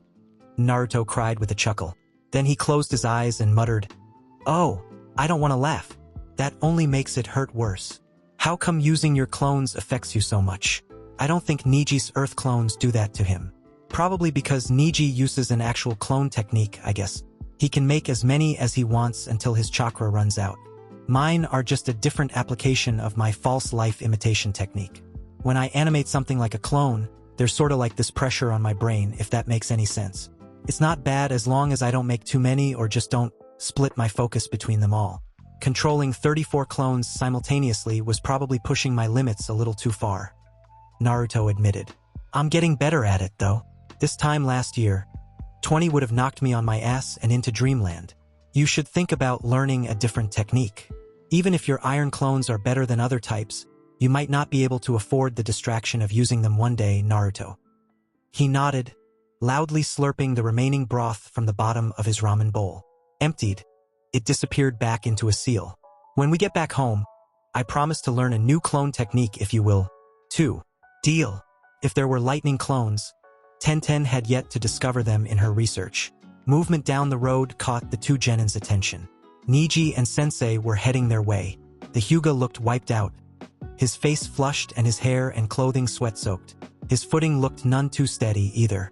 The Jounin also had an air of exhaustion about him, though he retained his standard composure. Behind them, the final, largest boulder that alone had blocked the road still remained. It was much reduced from its former size, however, leaving more than enough space for the wagon to pass. Good work, Neji, Naruto. Thank you, Tenten, for looking after Naruto while he was incapacitated. Sensei took a long swallow from his canteen and passed it to Neji. The remaining obstruction can be removed on our return trip. Neji's chakra is nearly depleted and mine is also precipitously low. This occasion does not warrant the use of a soldier pill. While she did not mind looking after her teammate, Tenten hoped the next time something happened she wouldn't be stuck on the sidelines. Descending the mountain went far more quickly than the ascent. The slope was gentler and there were fewer switchbacks zigzagging across the mountainside. Given the nearly 2-hour delay caused by the blocked roadway, they still only just managed to get to level ground and to an area Sensei deemed safe enough to make camp before the sun dipped below the horizon. With Neji's chakra still too low to waste on trivial expenditures, Naruto would finally get to sleep in a tent. When he pointed this out, Tenten burst his balloon by countering that he could have spent any night he wanted in his tent. No one forced him to sleep in Neji's stone cottages. I believe we should reach the fishing village of Chibu tomorrow afternoon, said Mr. Iwana. He was, along with Team 9, sitting around a small campfire. Everyone was enjoying a celebratory bowl of ramen, courtesy of Naruto's prodigious stockpile. The boy didn't share his ramen with strangers lightly, but he was happy enough he didn't mind. Team 9 had overcome their first major obstacle literally and figuratively today. It would only be the first of many, he was sure. Will you need a guard while conducting your business in town? Sensei asked. I wouldn't turn down an escort, but during actual negotiations I believe the presence of a ninja might make my potential associates uncomfortable. Sensei nodded. As you wish, Mr. Iwana. A few minutes later, after once more thanking the team for their efforts, the fat little merchant excused himself and was ensconced in his wagon for the evening. Neji, I will cover your guard shift this evening. An uninterrupted night of sleep will go a long way towards restoring your chakra. Thank you, Sensei. The following day and every one after for the next week fell into a pattern. Starting with Chibu, Team 9 escorted their client down the western coast of Fire Country's southern peninsula, stopping at a mid to large-sized fishing village every day. Most inhabitants of these isolated villages had never seen a ninja before and were wary at best and terrified at worst. Within an hour of arriving in Chibu, the village appeared deserted. By Saturday, their 4th day after crossing the mountain, as Mr. Iwana was entering Heizu, Team 9 remained concealed in the forest beyond the outskirts of the village. The client believed it to be an acceptable risk given the frosty reception he'd received in previous villages. This whole area is pretty far off the beaten path as far as ninja politics goes, Naruto said, answering Tenten's frustrated question about the reactions of the civilians they continued to encounter. No one could ever claim Sensei had been anything less than thorough in his education of the young blonde boy, at least in matters pertaining to his career as a ninja. It's so remote that most people won't make a trip to Konoha to hire us. T-Country is close, but doesn't even have a ninja village. You are correct, Naruto. There is also the expense involved. A C-rank mission is beyond the means of the average fisherman or farmer. The villages on the eastern coast of the peninsula have been known to combine their resources to hire Konoha teams to combat the more tenacious pirate outfits operating out of the Sea of Mists. That makes sense, admitted Tenten. I still don't see why the children in the last village thought Neji was going to steal their blood. The The spine of largely impassable mountains splitting the eastern and western coasts of Fire Country's southern peninsula gradually tapered to low foothills as Team 9 and their client approached the northern border of Tea Country. Traveling through the hilly terrain was slow and tedious, but after 2 days without stopping in a village, a welcome relief to the Genin, they arrived on the eastern coast of the peninsula and soon the border crossing itself was in sight. Have your identification cards and travel papers out and ready to present to the samurai manning the border station. Do not cause a scene. Naruto was almost certain that last warning was solely for his benefit.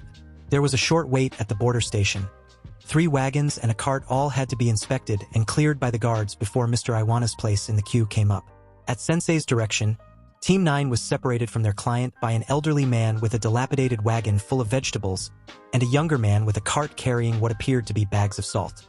The distance was too great and the ambient noise too distracting for any of the genin to clearly understand the conversation being held between Mr. Iwana and the samurai inspecting his wagon.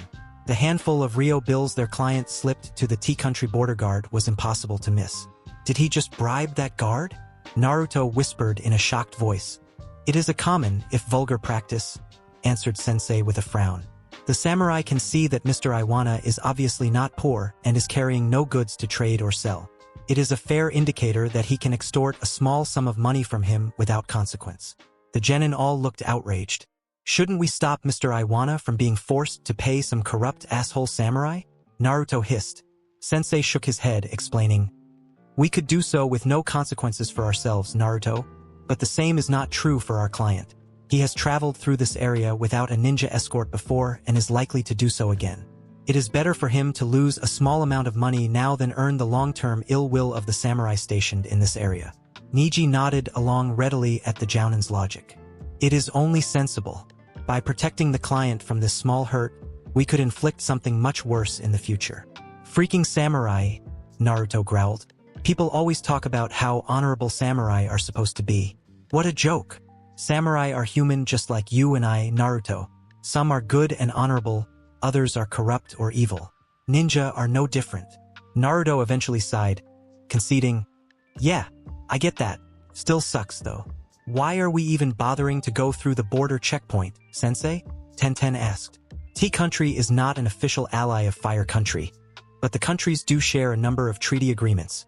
Konoha Ninja on official business are able to enter Tea Country legally so long as we check in and receive a stamped seal on our travel papers.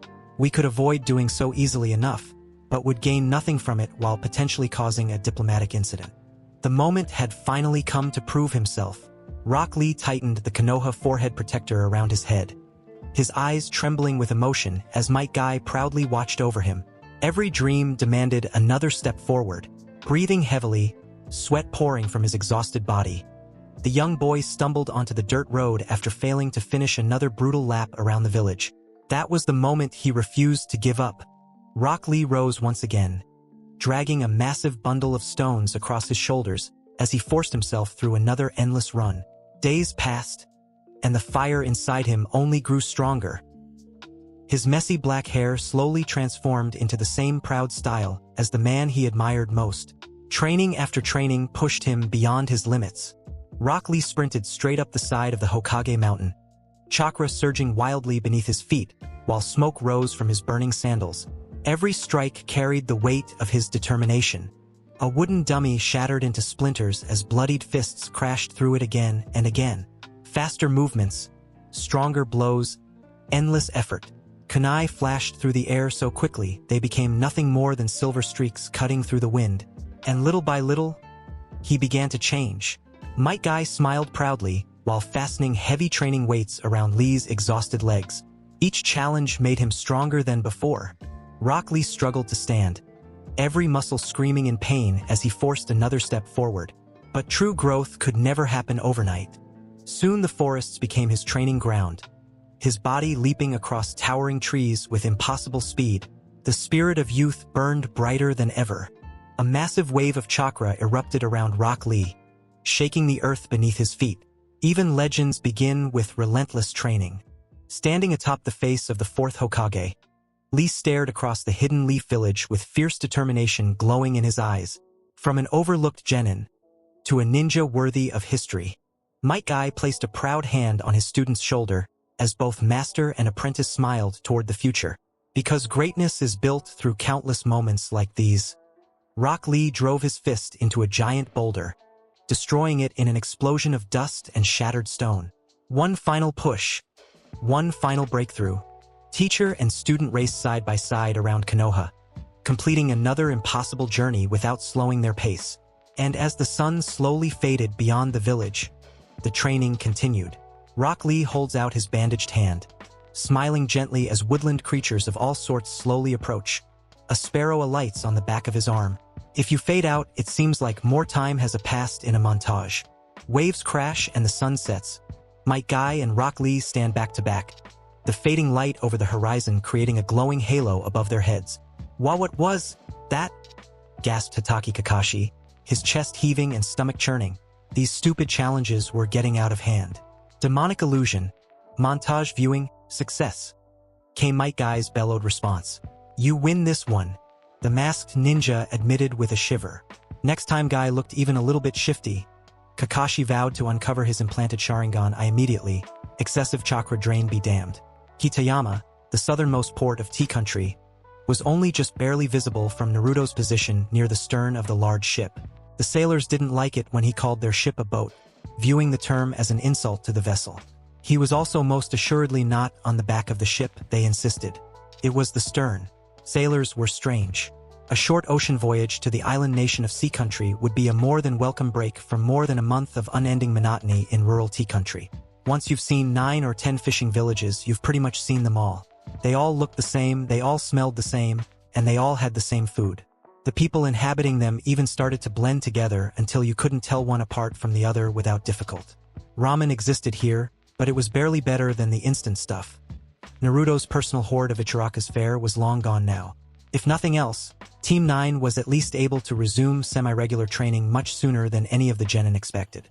Beyond practically crawling between coastal villages, there wasn't much else to do but train, even if a surprising number of Tea Country villages were more welcoming to ninja than those of Southern Fire Country. Sensei believed the greater hospitality may have been a result of the nation's prolific commercial trade. Goods from all over the known world poured into the ports of Tea Country and were just as quickly shipped off to other locales. People, ninja included, tended to follow this ever-shifting flow of wealth. There were many wealthy folks living in the bustling ports who could afford to hire ninja. The vigorous splashing of a dozen tentens dancing through the ship's wake drew Naruto's attention from the fading view of Kitayama. She and Naruto had been receiving sporadic instruction in water ninjutsu from sensei for weeks now. There were few locations more conducive to learning the techniques than by the seashore. Tenten wasn't water-natured, but she worked well with the element, especially the few chakra-light techniques she'd picked up from sensei. Unfortunately, her chakra reserves could not support heavy use of water ninjutsu without ready sources of water nearby. Naruto had the opposite problem. He possessed enough chakra to just create water though brute force for any technique he could desire to use, but his iron release seemed to function closely enough to earth nature chakra that he'd struggled to learn to make water clones. It was enough to keep his promise to Tenten, though.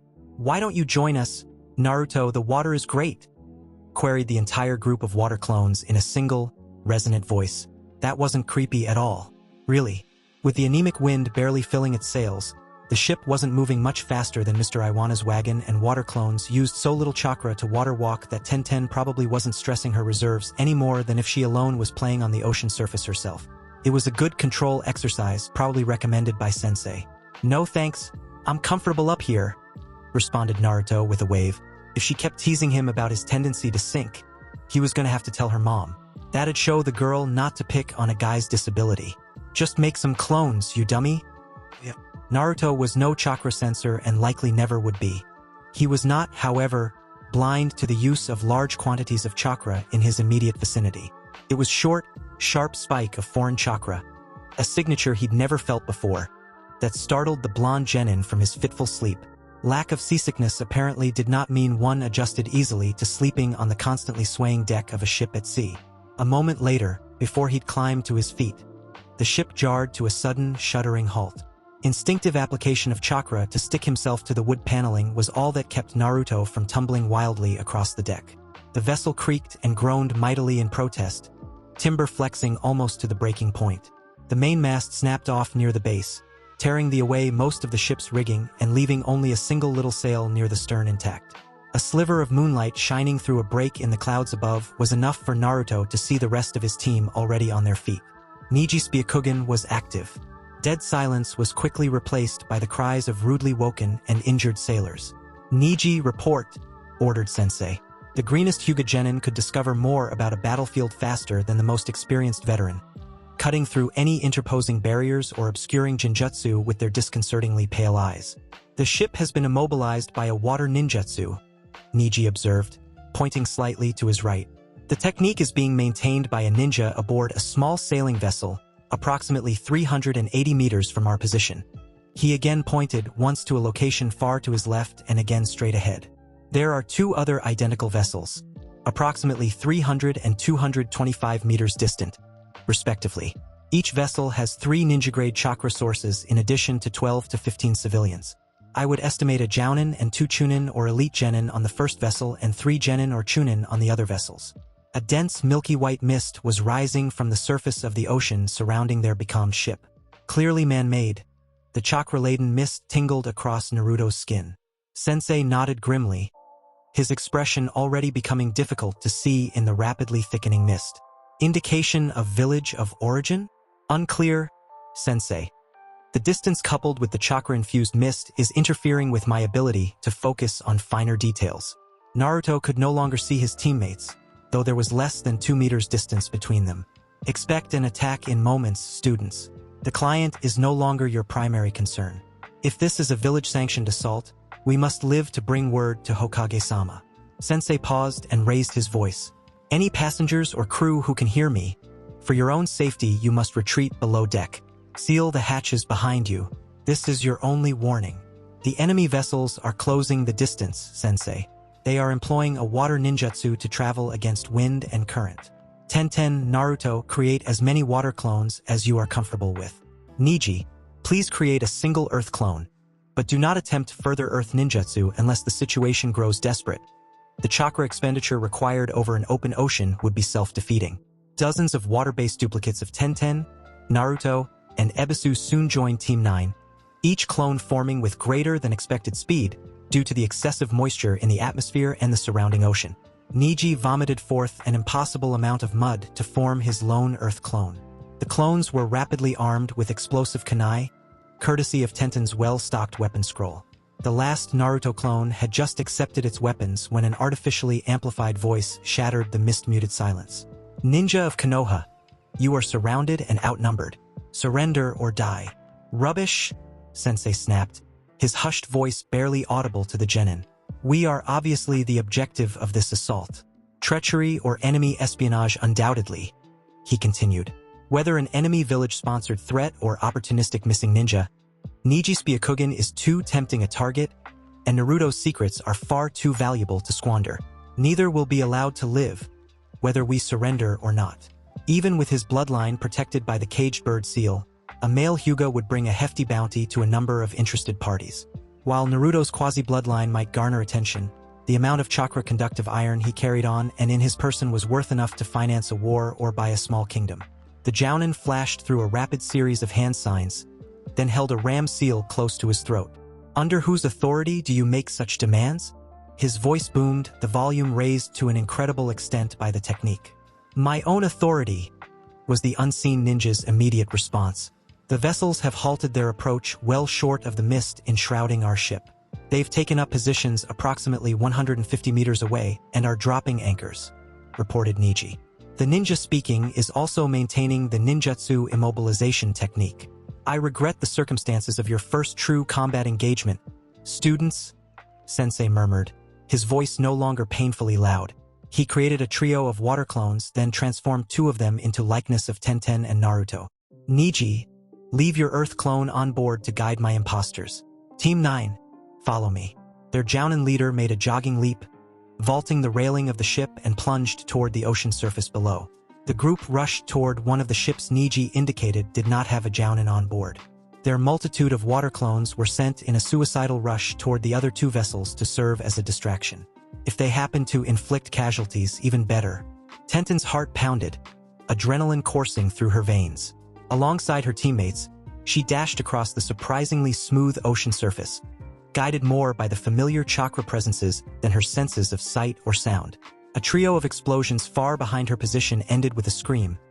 2 of the 12 water clones she'd created also expired in the hail of shrapnel. The mist abruptly ended, as if she'd stepped through an intangible wall, the humid salt-tinged air clear once again. Despite the weak moonlight, she could easily see Teacher, Neji, and Naruto now. They were less than 50 meters from their target. It was smaller than she expected, not even half the size of the ship Mr. Iwana chartered to carry them to sea country, with a deck perhaps 2 meters above the waterline. Midnight black sails swept back from the ship on angled masts.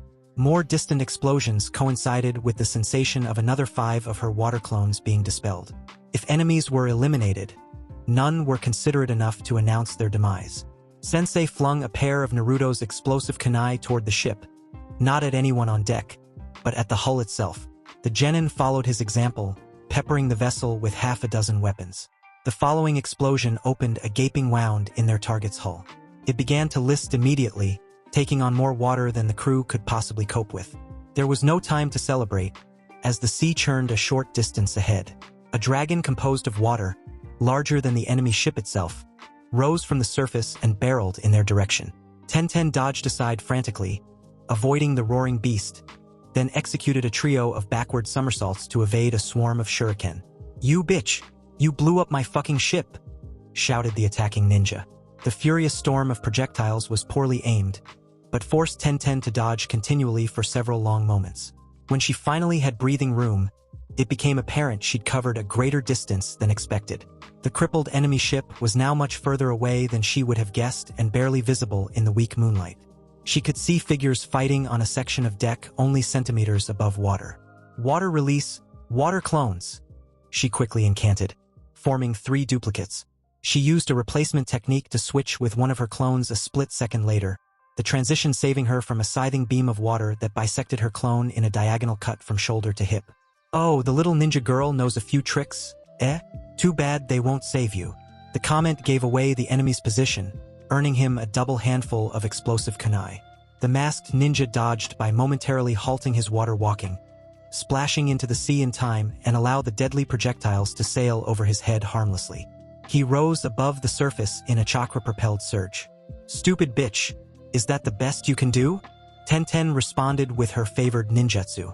Lightning release, storm lance.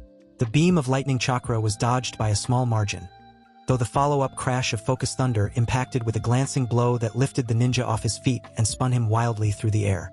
He landed on the water, disoriented and in pain. It was a testament to his proficiency with the water-walking skill that he was able to remain on the surface at all. Dazed, one arm hanging limply from a damaged shoulder, the ninja climbed unsteadily to his feet and wiped away the blood leaking from his nose. He did notice the blood pouring from his ears. As Tenten prepared to finish off the vulnerable ninja, Neji appeared behind him in a Konoha body flicker. She could not see exactly what her teammate did, but the enemy fell over dead a second later. The Genin girl breathed a sigh of relief. "That was my kill, Neji." She'd softened him up and everything.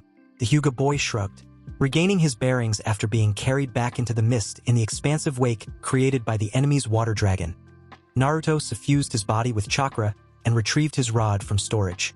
The last of his water clones expired in a rolling wave of explosions, hopefully taking an enemy or 2 with him. He created 20 more, not taking the time to arm this set, and sent them running further into the mist. Either they would find the enemy ships or stumble across their own. Neji's Earth clone could give them directions if necessary. Exiting the mist revealed Sensei standing on the leaning deck of the recently crippled ship, engaged in melee combat with 2 hostile ninja. He body flickered to the bowsprit of the ship and lashed out with his rod, lengthening it with a surge of chakra. The tendril of iron snaked out 6 meters and wrapped around the neck of Sensei's sword-wielding opponent, tightening so quickly and with such force that the ninja was decapitated. "I'll handle this asshole, Sensei," volunteered Naruto, eager to test himself against a real enemy.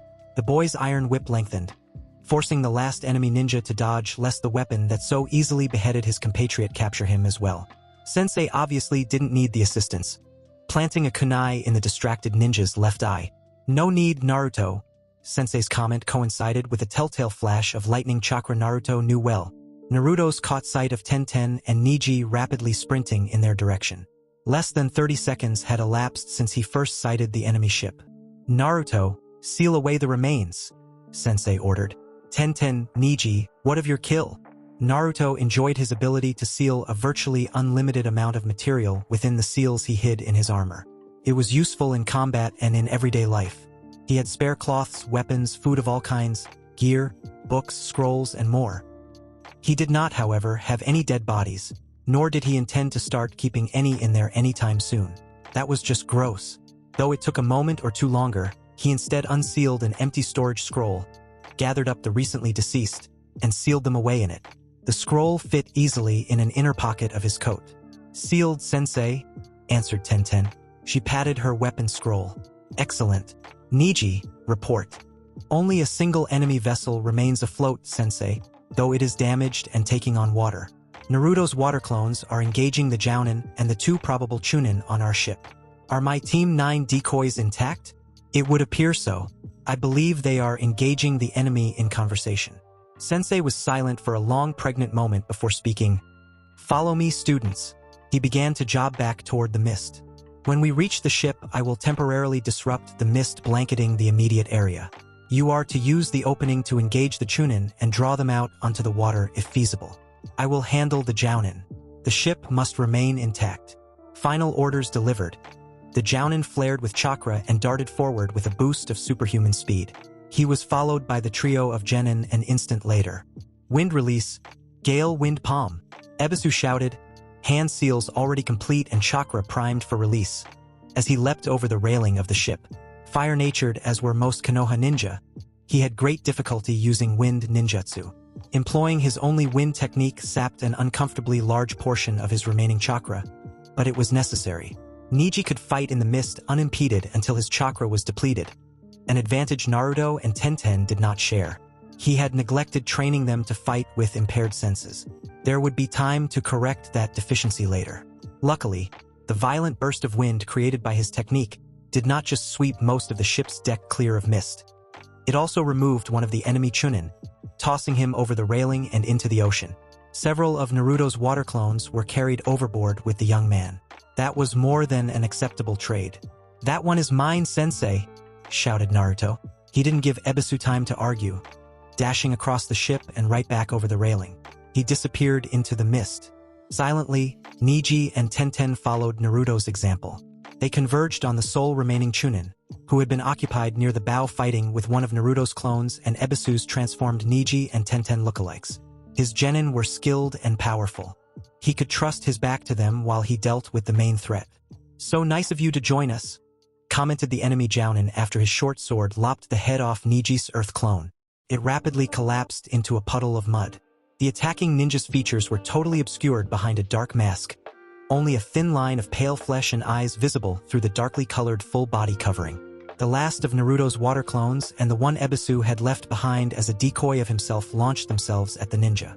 Naruto's duplicate expired in a spray of water, but his own survived and scored a shallow gash on the sword-wielding ninja's left arm. I guess your return means my small fleet has been destroyed? No matter, they were stolen for this mission. Oh, he was one of the talkative types. Ebisu did not speak, silently replacing himself with his water clone. He knew what to do. Let the fool speak if he wished. It could only be to Ebisu's advantage. Why have you attacked us? Asked his clone. The Jounin laughed. A little birdie says you've got a treasure. I want it. Naruto's water clones were gone now, but they'd performed their final task well, hurting the Chunin that Sensei had blown overboard out of the mist. I'm going to gut you like a fish, kid, spat Naruto's opponent. He couldn't tell much about the man, covered as he was in dark clothing and a mask-like wrapping that left only his eyes visible. The voice belonged to a young man, probably still a teenager. Naruto scoffed. Pfft. Dude, you could hardly get rid of a few of my water clones. You are so fucked. Rod momentarily in storage, Naruto palmed a double handful of shuriken. Iron release. False life imitation. He tossed the projectiles haphazardly toward the masked ninja.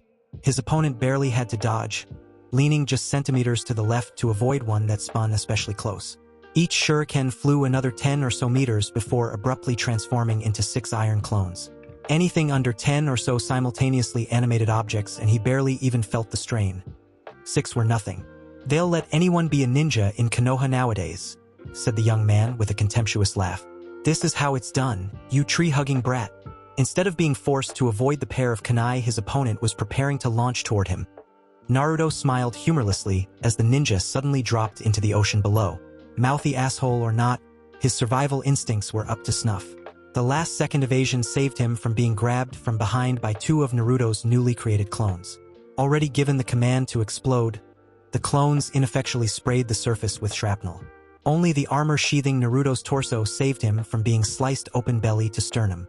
He stumbled back, and then turned his momentum into a rolling back flip that bought enough time to replace himself with an iron clone.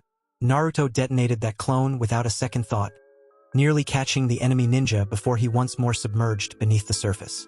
Fingering his black shirt, now slit up the middle by the razor edge of a kunai, Naruto grimaced. That surprise attack really would have gutted him like a fish if not for his armor. This guy was incredibly fast underwater, moving far more quickly than swimming alone would allow. A water-based version of the Earth Passage exercise, he guessed. Tenten resisted the urge to laugh inappropriately. You shouldn't laugh at the misfortunes of your enemy in battle, even if it was sort of funny. A minute or so of playing cat and mouse, her explosive kunai and a couple of lightning ninjutsu pitted against their opponent's mundane shuriken, and an expertly wielded water whip technique went from a running battle to a total rout in seconds. The ninja body flickered into their midst, attempting to finish off both Neji and Tenten before either could react. That single disastrous attempt to engage Neji in melee ended with the ninja's right arm completely disabled and a deep wound sliced across her back from Tenten's short sword. Now the girl ran for her life, spending as much time below the surface of the ocean as above. Her only real hope to continue to flee from the pursuing pair of Genin until backup arrived. If it arrived at all. Tenten hadn't been sure at first. The ninja's figure and stride had hinted at a female, but the poor light and dark baggy clothing obscured her form enough to hide the more prominent curves. Losing her mask in the most recent explosion confirmed Tenten's suspicions. Their victim was maybe 16 years old, possibly younger. "I shall end this farce," Neji announced. "Go, assist Naruto or Sensei." "You sure?" questioned Tenten. Neji made a sound low in his throat that might have been a laugh or a growl. Tenten wasn't sure. Fine, this kill is yours." Naruto kinda regretted that "you were so fucked" comment. He could hear explosions in the distance and an occasional flash of actinic light signaled one of Tenten's lightning ninjutsu. His teammates needed him and he was stuck screwing around here because he hadn't taken the initial opportunity to finish his opponent off when he had the chance. Fighting a battle on open water did not hinder his abilities to the same extent it limited Neji's ninjutsu, but it sure as hell consolidated his options. The constant concern and attention he had to devote to not allowing his concentration to break for even a moment was frustrating. Slipping beneath the surface at this point was all but a guaranteed death sentence. The enemy ninja obviously had greater experience and skill fighting in and on the water. Wary now of the man's uncanny speed in the water, Naruto had not given his opponent another free shot. Iron clones were his favorites, but water clones worked better in this situation. He could make as many as he wanted without splitting his much-needed focus. He created 30 water-based duplicates and dispersed them among his remaining iron clones. Staying constantly on the move, replacing himself with clones at random, Naruto waited for the ninja to emerge. His rod was back in hand, where it should have been to begin with, ready to lash out and end the threat as soon as it made an appearance. Naruto saw his first real live shark when it exploded out of the water beneath an iron clone, gaping razor-filled maw already half-closed around the duplicate. The pictures in books did not do the creature justice. Then again, he doubted the authors of those books ever came across a 10-meter-long shark with armor plating and glowing red eyes. Detonating the clone didn't shower the area with blood and gore, as Naruto expected. Instead, chakra smoke, strangely luminescent in the poor light, billowed up and away from the explosion. Now the bastard was summoning gigantic monster sharks? "Okay, new plan," Naruto muttered. Chuji once told him about an extremely aggressive species of huge turtle that lived off the coast in the far northern reaches of Earth Country. Its meat was considered a delicacy and a freshly killed turtle was worth thousands of ryo. There was some difficulty involved with actually catching the turtles, since they were unnaturally intelligent, exceptionally well armored, and constantly surrounded with a haze of lightning chakra while conscious. Apparently, fishermen hired IWA Genin to use explosive tags to bomb the turtles in their underwater habitats, killing them outright at best or at worst knocking them unconscious and lowering their natural defenses for easier capture. The Akimichi boy lamented the poor trade relations between Earth and Fire Country. The expense of shipping the turtle meat all the way to Konoha meant he'd only ever tasted it once before. It's time to go fishing. Blows were exchanged in a rapid blur of ringing steel, kunai and sword meeting faster than the untrained eye of a civilian would have been able to perceive. Ebisu was the faster of the two. His enemy was stronger and had a pronounced reach advantage. He feinted a lunge, then twisted around the follow-up, deliberately taking a slash across the shoulder to stab a kunai. Sadly not an explosive one. Those had been used up deep into the muscle of the enemy's thigh. Though he missed the femoral artery by slightly less than 2 centimeters, it was still a significant injury, forcing the masked ninja to disengage from melee. Ebisu replaced himself with a fragment of the ship's destroyed mast to avoid being pierced by a trio of water bolts, giving the other ninja a chance to jerk the kunai out of his thigh with a snarl of pain, tie a makeshift bandage around the wound, and swallow a blood pill. His opponent was a skilled water ninjutsu wielder in the ideal environment to make use of his affinity. He was fortunate the masked ninja needed the ship relatively intact, else the water ninjutsu would likely be considerably more difficult to cope with. You should have just surrendered, you know? The enemy was talking again. Ebisu appreciated the short chance to catch his breath and gather himself for a counterattack, perfectly aware his opponent was doing the same. The blood pill would begin artificially stimulating the quick production of platelets and release other drugs to dull the pain from the man's injuries within moments. He was burning through his reserves at a ruinous rate, saturating the surrounding air with as much fire-natured chakra as he could without risking damage to his coils. It did not remove the mist entirely, but it thinned it out enough to increase visibility over much of the ship. Soon he would need to consume a soldier pill to maintain combat effectiveness. We only really came for the blonde kid. The rest of you are superfluous. There were many reasons a squad of foreign or missing ninja could have to seek out his youngest student: the Kyuubi, his parentage, or the wealth of chakra iron he possessed. Ebisu would expect a more experienced squad of elite jounin to be given the task of assassinating the son of the Yondaime or kidnapping the Jinchuriki of the Kyuubi, not a single jounin of average power and a mix of Chunin and Genin. I take it my student is the treasure? The distant explosions and dull thumps had ceased, no longer echoing through the surrounding mists. Soon his students would return to assist, or there would be even more enemies to fight and he'd have failed as a sensei. He does have the treasure. The man laughed harshly. I just need to dash. The villainous monologue was cut short by a kunai whistling through the space his head once occupied. The ninja dodged that kunai, twisted to avoid 2 more thrown by Ebisu, and replaced himself with a section of broken timber to escape being struck by Tenten's storm lance technique. The beam of lightning carved off a corner of the wheelhouse and then smashed it to fragments. The girl had really taken his instruction in lightning ninjutsu and run with it. If that wasn't a potential B-ranked ninjutsu, he'd eat his forehead protector. In any other situation, Ebisu would be impressed by the ninja's prowess, so deftly avoiding a series of attacks from 3 different angles of approach on a bum leg. Neji body flickered to Ebisu's side, unharmed and with an unconscious girl across one shoulder. Tenten made her appearance a moment later, short sword in hand. In the back of his mind, Ebisu noted their timely arrival did have a certain dramatic flair. If only Naruto followed right behind his female teammate, the trio of Genin would be complete. A flicker of chakra, vibrant even when muted to hide its unusual intensity, appeared in the remains of the wheelhouse. There he was. Sensei could get pissy about not preserving evidence all he wanted. Naruto had no intention of gathering what remained of his enemy together. The bloody chunks of human flesh and tattered fabric floating on the surface and just moments ago raining down from above could feed the fish for all he cared. Arming more than 24 water clones with explosives, in addition to the iron clones' already explosive potential, and then allowing them to sink had worked better than he'd expected. That's what old blood and chunks over there got for being a one-trick pony. Chuji's insistence on talking about his favorite foods had paid off big time for Naruto. He was gonna buy the pleasantly plump Akimichi boy a whole damn turtle once he stopped being poor. The sound of a light splashing movement on the water's surface somewhere behind Naruto startled the boy, causing him to spin around and nearly lash out with his rod before the feel of the familiar crackling sensation he associated with Tenten's chakra presence made itself known. You'd think a kid wearing a neon orange coat would be easier to find, teased Tenten. Some of us don't have targets willing to stay up top to have explosives thrown at them, responded Naruto. Where's Neji? He's dash. Neji body flickered onto the scene, an unconscious or just thoroughly disabled girl hanging off his shoulder. Right there, finished Tenten lamely. Sensei needs our assistance, commented the Hyuga, galvanizing his teammates into action. I want him alive, students. was Sensei's only order. Neji dropped his captured cargo unceremoniously to the deck below. The female's continued survival was of less importance if they could capture the ringleader of this ambush. With all of her relevant tenketsu blocked, she would be going nowhere under her own power anytime soon. He had caught flashes of the enemy Jounin's fight with Sensei during his and Tenten's battle with their opponent, and believed he had a good read on the man's preferred method of attack and his general physical capabilities. Even injured, the masked ninja was faster than he, though the difference in speed was not so great that he would be unable to offer a challenge. All he needed to do was block 2 or 3 vital tenketsu, in a hand or wrist preferably, and the fight would be over. The enemy's combat abilities reduced too much to present a credible threat to Team 9.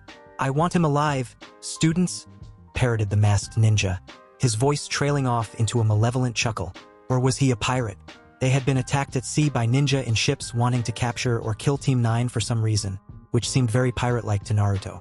Were there such things as ninja pirates? How did that affect scorekeeping? "Such arrogance!" roared the ninja pirate. "I am Hoshigaki Tetsuro and the ocean is my ally." He ripped off his mask and threw it aside. Naruto could see only pale flesh and dark hair from his position, but Tenten noticeably grimaced. Must be one ugly dude. Sensei was right again. Ninja who spent a lot of time talking really did have no one to blame but themselves for their defeat. Even as his iron rod split into a mass of wire-thin tendrils, Naruto decided to never again shoot his mouth off during combat. Minutes ago, his cocky commentary had turned what could have been a much simpler fight into a near evisceration, and now this bastard was making the same mistake. The loud ninja pirate began to flash his bloody hands through a lightning-fast series of hand signs Naruto could not discern. Team 9 was on the move, none of them willing to allow their enemy to finish what was sure to be a deadly technique. Neji darted forward, Byakugan telling him all he needed to know to shut down the ninja's chakra system. Tenten rushed to flank the ninja from the right side where he would be weakest due to the stab wound inflicted by Sensei. Their Jounin leader blurred through the hand signs of what looked to be a fire technique. Summoning Maw of the Dash. Any summoning with the word Maw in it, especially given their present location and his previous encounter with a summoned creature, was cause enough to use extreme measures to dispel or disrupt the cast. None of Naruto's teammates were quite quick enough, however, to reach the ninja pirate before Naruto lopped off both of the man's arms just above the elbow with a pair of nearly invisible iron tendrils. Dozens more swarmed around the critically injured ninja, enveloping him in a makeshift iron cocoon. In multiple locations up and down the bound ninja's body, the chakra-infused wire parted cloth as if passing through a breeze and either sizzled against concealed ceramic armor plates or bit into pale flesh. All it would take was for Naruto to think about it and the man would be reduced to slivers of finely sliced meat, but Sensei wanted him alive. Arg! The thick spray of arterial blood pouring from the man's stumps looked black in the weak light of a cloud-obscured moon. Holding the screaming ninja pirate immobile, Naruto felt a tingle of foreign chakra flow back through the iron rod. It was an unpleasant sensation akin to the pins and needles feeling of a numbed limb regaining circulation. He tripled the chakra flowing into the rod and the tingle immediately subsided. "Quickly, Neji, collapse his subclavian arteries and knock him out," commanded Sensei. Fire technique forgotten. Battlefield medicine now the priority. From a waist pouch the Jounin retrieved a roll of linen bandages, unwinding it with a snap of his wrist, and then tearing it in half. Neji went about his business quickly, Byakugan guiding several precise Juken strikes. The flow of blood was partially staunched by Neji's work and Sensei's tourniquets halted the remainder. So ended the career of a powerful ninja. "I would have settled for disarming him in the figurative sense, Naruto, but this works as well," Ebisu murmured to his student.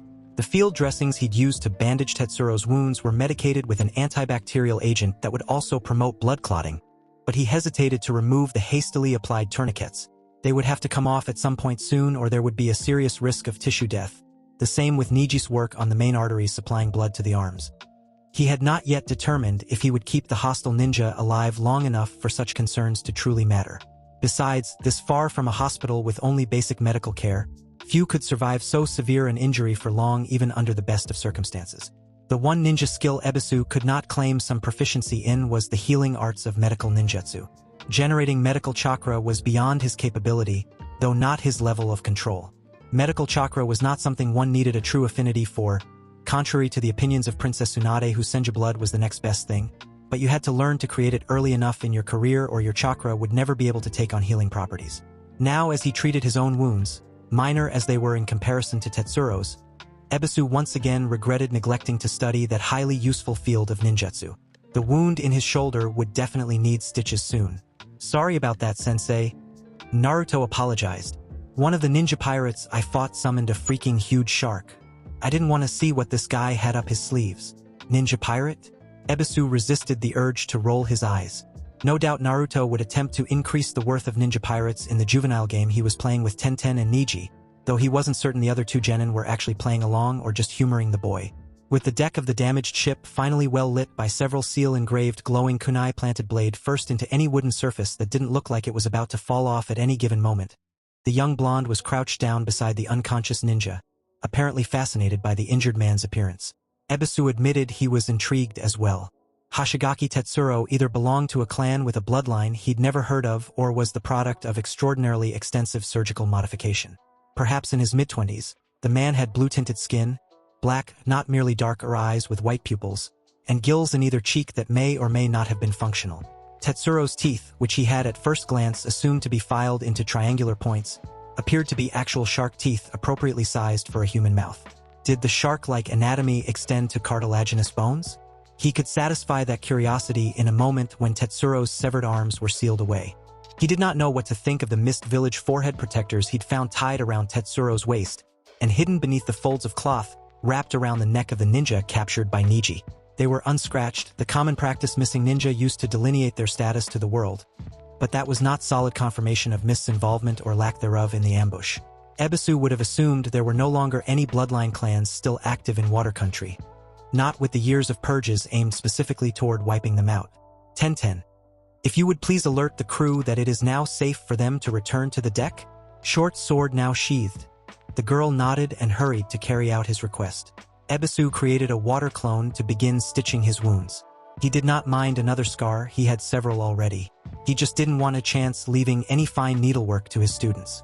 Their hands were probably still jittery from the after effects of adrenaline released during combat. Of the many things he'd taught his students thus far, first aid was not a priority, and he knew quite well how lightly the subject was touched on in the Ninja Academy. He would add that to his list of subjects to expound upon once back in Konoha. An hour later and the ship, named the Lucky Lady ironically enough, was in not much better condition than right after the fighting ended. The ruined mainmast and all sorts of other wooden debris were cast into the sea. Tangled and fallen rigging was cut away for later salvage, and most of the blood washed overboard. Thankfully, the sharks now swimming about the area were of the standard variety and not the monstrous swallow you whole without even noticing summon-type Naruto exploded earlier. Amid a great deal of cursing and swearing and speaking in tongues, the captain announced that he and his men should be able to limp the ship into port so long as a storm didn't sweep into the area in the next few days. If that happened, they were screwed. The captain's actual choice of wording to relay that unpleasant outcome had made Neji blush. Remarkably free of injuries, the genin of Team 9 stood alongside their sensei in the open area that once held the wheelhouse. Steering the ship would now be done from below deck since the wheel that once operated the rudder was long gone and they had no way to replace it at sea. Tenten apologized profusely for causing that damage. The captain didn't look all that forgiving. Let's hear what the subordinate has to say first. Wake her up, Neji. No sailors were within earshot of the interrogation. The captain was none too happy to once again have to clear the deck. He would have been even less pleased if Ebisu had to permanently silence members of his crew in order to prevent the spread of valuable village secrets. Cursory inspection of the deceased attacker's belongings, with the exception of the one Naruto rendered irretrievable, revealed that each wore an intact mist forehead protector somewhere about their person. Ebisu hoped he and his students had not just participated in the first skirmish of a new war. Mist's off and on again civil war and protracted bloodline purges had kept it more or less isolated from the politics of the other ninja villages for years now. Even during the previous decades when the island-based village was not suffering from continual internal strife, there had been no overt conflicts between their villages, not even during the three great ninja wars. To change that now would be most unfortunate. Blindfolded, harshly bound with ninja wire, and her tenketsu blocked, the pretty brunette Miss Ninja was as neutralized as a living person could ever be without resorting to the kind of crippling injuries Naruto had inflicted on their other captive. Her wounds were dressed as well as Ebisu could manage, and she'd been force-fed a blood pill while unconscious. It would be a shame to torture the girl to death after making the efforts to keep her from bleeding out or dying from an infection. The girl's return to consciousness was obvious enough. She gasped, struggled against her bindings for few seconds, and then stilled once her situation became clear. She made no other sound beyond her now rapid breathing. It was a sad fact that captured ninja very rarely fared well in the hands of their captors. Females often fared worse than their male counterparts. All but one of your comrades is dead, ninja of the mist, save Hoshigaki Tetsuro, who lies by your side, crippled for the remainder of his life. We have tended your wounds and left your dignity intact, he admitted to the girl. He would make no threats he was not capable of carrying out. This was not a time for bluffing. Silence was Ebisu's answer. Was she too frightened to speak, or was this misplaced defiance? You must understand that your current predicament is most precarious. She was one of the last survivors of an illegal ambush that had failed miserably. Precarious was an understatement. Though I will take no pleasure in the act, I am prepared to forcefully extract the information through force. My methods are ill-refined and crude.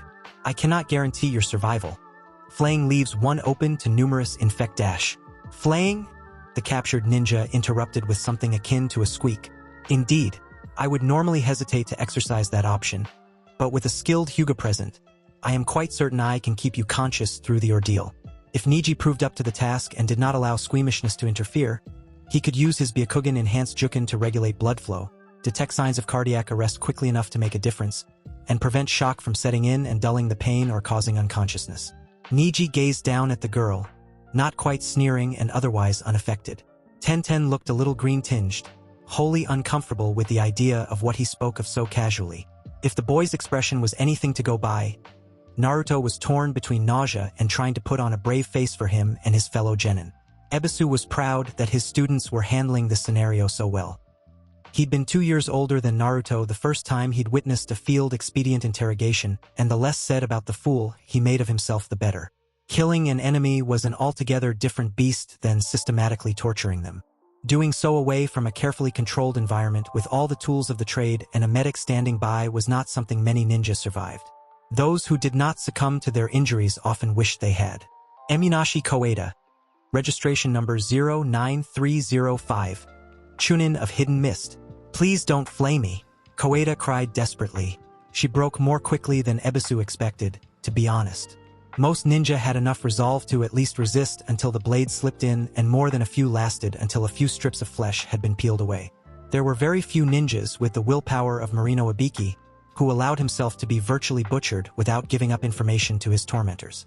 Cooperate fully, answer my questions to the best of your ability, and you will not be harmed, Koeda. Is that understood? Yes, sir. Perfectly, sir. For what reason was my team ambushed?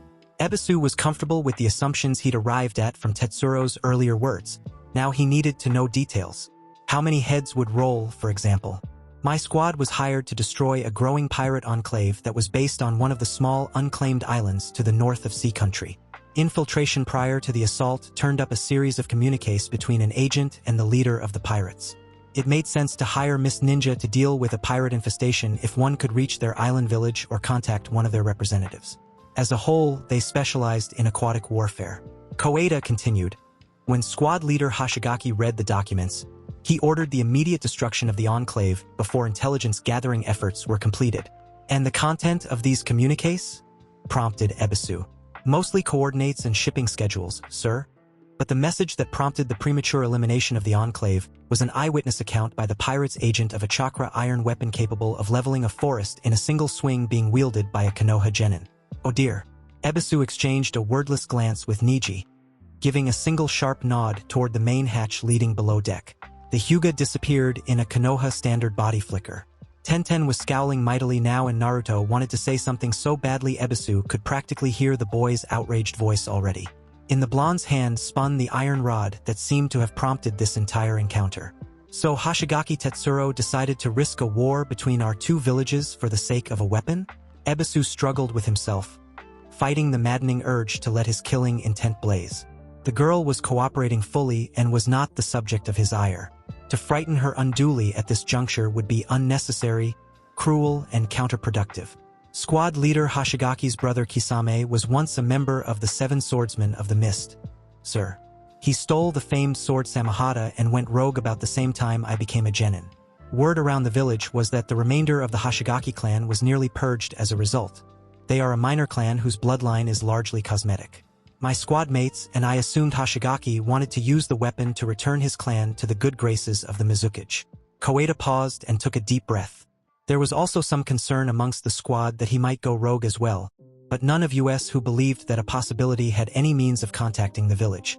Hoshigaki would have killed us without a second thought if we questioned his orders, sir. Koeda sounded certain and Ebisu believed her.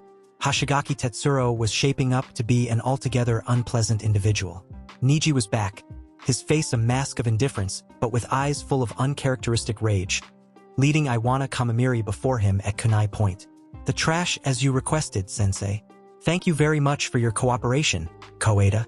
Ebisu turned to fully regard the man who had been his responsibility for over 6 weeks. As clients went, he was agreeable enough and did not make a nuisance of himself. He made no unreasonable demands and kept to himself more often than not. The time he spent in his wagon was probably devoted to planning how to relieve Naruto of the iron rod and the team of their lives. What is the meaning of this treatment? Team 9's client squawked indignantly. He was pale and wide-eyed. The Hyuga boy had not been gentle. Good. Neji shoved him forward hard enough that the rotund little man stumbled and fell. He landed on his hands and knees, now clearly able to see Hoshigaki's injured state, as he was practically nose-to-nose with the unconscious mist ninja. He shouted and tried to rise. The edge of Ebisu's kunai pressing into the back of his neck froze the man in place. Listen carefully, Mr. Iwana. I will make you the same offer I made to one of our captives. Tell me the truth or I will peel you like a grape. She was sensible enough to acquiesce without further bloodshed. Will you be so reasonable or must I shed more blood this evening? This is ridiculous. I demand to be released this instant. I'll see you hang for this outrage. The ignorant civilian blustering was to be expected. The razor edge of Ebisu's kunai traced a shallow cut into the sweat-slicked merchant's neck. The man shrieked and soiled himself noisily.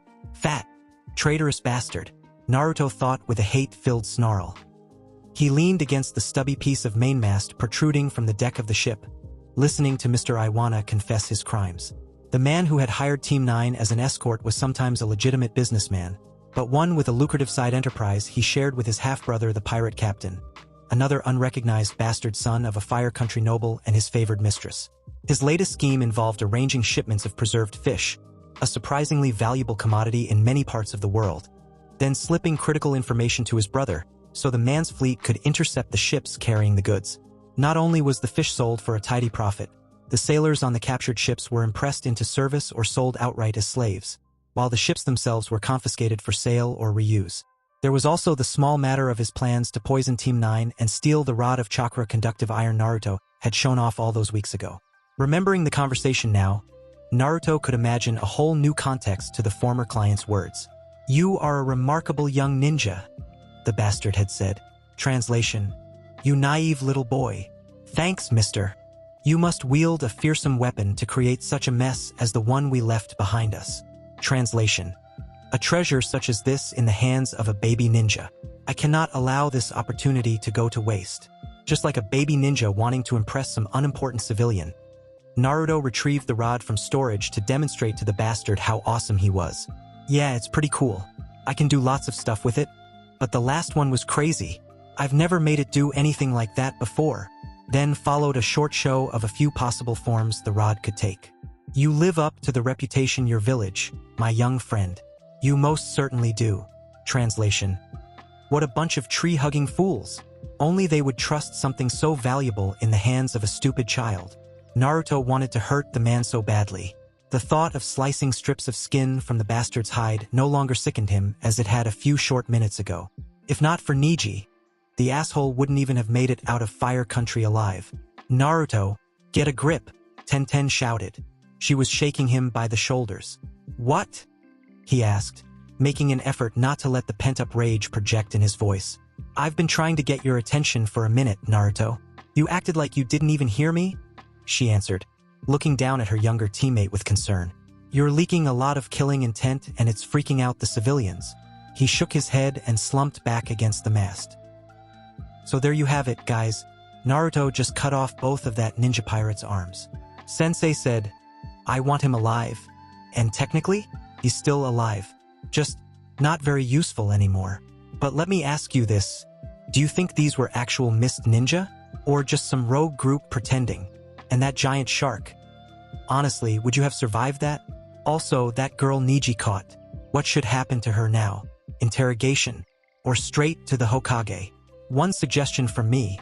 Someone please tell Sensei to learn medical ninjutsu. Those stitches he did? Yeah. I'm scared. Alright, now you tell me. Drop your thoughts in the comments. What do you think happens next? I'll read everything. Promise. Alright, I'm heading back now to my story and my stress. Later, guys. I'm sorry, Tenten. I was just distracted, thinking about what an idiot I've been. Tenten patted his shoulder and said, Naruto, you might be a dummy sometimes, but you're not an idiot. He had us all fooled, Sensei included. That doesn't matter, Tenten. We wouldn't have been attacked if it wasn't for me and my big mouth. Tenten laughed in his face as if he'd told a rather funny joke. So what? We're ninja now, and that means we're going to be attacked from time to time. You need to stop worrying about the unimportant shit, Naruto, and focus on what really matters. We just creamed a full squad of Miss Chunin and their Jounin leader on their home turf. We've been Genin for less than 4 months. When you put it like that, do you feel comfortable creating what we discussed, Naruto? Sensei asked. Yeah, it won't be a problem. I've kind of thought about something like this before, but that was just an idea I had for a shaped explosive. He retrieved an unmodified kunai from storage and began to dump chakra into it before imprinting several seals. As he worked, Sensei spoke with Koeda. Even with your tenketsu blocked, you are a trained ninja and thus far too dangerous to leave unbound, despite your willingness to cooperate. If you wish to be allowed to move about freely until we can work out what exactly to do with you and Tetsuro, Naruto will fit you with a device that will provide an additional layer of security. Hoshigaki Tetsuro would be getting one whether he liked it or not. The blindfolded Miss Chunin nodded uncertainly. Would you please explain the details, Naruto? Naruto held a ring of steel in his hand, just large enough to fit comfortably around the girl's neck without chafing too badly. I've put an explosive seal array into the collar. The force of the explosive is weak, but focused inward so that your head would be severed if it detonated. I can detonate it at will, but I've also set a proximity trigger. If you stay within about 60 meters or so, there shouldn't be a problem. To be safe, I wouldn't go more than 50 just in case. Proximity seals can be a little finicky. If I don't infuse chakra into the collar every 24 hours, it will also detonate. Needless to say, attempting to remove the collar would also detonate it, Ebisu added. Oh yeah, forgot about that one. Sorry, Sensei. Knowing this, do you still wish to be free of your bonds, Koeda? Yes, sir. You're a dumbass, you know? Asked Naruto. He stood over the prone form of Hoshigaki Tetsuro with a kunai in hand. The mist ninja's fever had broken and he was conscious once again, though bound, gagged, and chakra deprived, despite his injuries. The straw pallet serving as Tetsuro's bedding smelled of human waste, prompting Naruto to breathe through his mouth. Koeda had been tasked with caring for her former squad leader. She obviously didn't care too much about his personal hygiene. I mean, just look at you, man. You got almost your whole squad killed and lost your freaking arms for a weapon that doesn't exist. The blonde boy laughed at the furiously glaring ninja. He and Sensei had gone over the story several times. The Jounin actually made him practice his lines in front of a mirror. Slowly, so Tetsuro could clearly see what was happening. Naruto reshaped the kunai he held, lengthening the blade further and further, stretching the steel into a single long strand of steel wire a half-dozen meters in length. It was more difficult to do with regular metal and took more chakra, but the effort was hardly outside his abilities. Animated by Naruto's chakra, the wire writhed through the air, half filling the small room Sensei appropriated to contain the injured ninja. A single snapping motion and a great deal of concentration, Naruto did not want to accidentally chop off any of his own body parts, turned the room's only furnishing, a tiny little stool that would have collapsed if he'd tried to sit on it, into a finely diced pile of splinters. Again slowly, Naruto retracted the wire into a kunai. Good going, dipshit. You're crippled for life and you almost started a war over the word of an ignorant civilian who can't tell the difference between a bloodline and a special weapon. Once more, Naruto reshaped the kunai, this time creating a collar identical to the on Koeda war. Sensei did not want to kill Koeda or Tetsuro. If they were eliminated and Hidden Mist learned of it later, regardless of the circumstances involved, there could be significant consequences. The Hyuga incident nearly a decade prior and the ridiculous reparations Kumo managed to extract from Konoha served as an adequate example of how right and wrong didn't always make a difference in ninja politics. The leader of Team 9 knew his youngest Genin's abilities and unusual armament would eventually become known. He did not, however, want it to become common knowledge quite so soon or while him and his team was far from Konoha's influence. Thus, Naruto's current efforts at subterfuge. He wasn't supposed to come on too strong, just play it naturally. Whatever that was supposed to mean. If Sensei wanted him to be good at this shit, he should have given him acting lessons. The improvised collar closed around the blue-skinned ninja's tense neck, ends joining smoothly to form a single seamless ring of steel. I can explosively sever your head now just as if I were detonating an explosive tag. The same will happen if the collar moves more than 60 meters away from me, is tampered with, or goes more than 24 hours without a chakra infusion. Blood spewed from Sasuke's split lips as the youngest surviving Uchiha failed to dodge the backhand swing that knocked him off his feet. Before he could rise, a knee was planted in his stomach and a kunai pressed against his carotid artery. Better, admitted Mizuki to the coughing boy, but not good enough. He removed the kunai from Sasuke's throat and stood. The Chunin's silver-white hair was tied back with a bandana and the gray shirt he wore spattered with droplets of Sasuke's blood. Sasuke grunted at the meager praise. It was as much as he ever received from the Chunin. He stumbled twice before managing to climb to his feet. Again, the boy said, wiping blood from his mouth and chin. Mizuki barked out a harsh laugh and spoke. No, that is enough for today, Sasuke. Your chakra is low and the hospital closes shortly. Go have your injuries treated and rest for the night. It was amazing what the medics at the hospital would accept as a training accident or injury. Of course, this was a ninja village and there were a lot of injuries to be dealt with. For months now, ever since learning Uzumaki Naruto of all people was already a genin, Sasuke had pushed himself beyond his limits.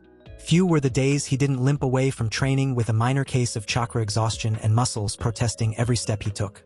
His hands were blistered more often than not, a combination of relentless weapons practice and overexposure to repeated fire-natured ninjutsu, and they ached constantly from hours spent pounding on training dummies. If he had any way to avoid the time wasted in the academy without risking his chances to graduate, Sasuke would not have gone to class at all. The black-haired boy looked mutinous for a long moment. His red eyes, each with two comma-like tomo equidistant from a tiny black pupil, glaring resentfully at the smiling older man. The moment passed and Sasuke's eyes reverted to their normal flat black. His chakra depleted to such an extent he was longer able to sustain his advanced bloodline's cost. Sasuke was able to remain standing until Mizuki's body flickered away from the clearing. Only then did he allow himself to collapse in an exhausted heap. It was a small victory to hide his weakness from the sadistic Chunin. 4 weeks into personal tutoring with Tsuji Mizuki, Irika's new teaching assistant at the academy, had resulted in more improvement than the previous 3 months combined. He was stronger, faster, and his chakra reserves were growing more quickly than at any other time. The training was beyond brutal, shedding blood and breaking bones on a near-daily basis, but it accomplished what years of futile struggle had not. Sasuke's Sharingan had been awakened. Overnight, Sasuke's threat level had skyrocketed.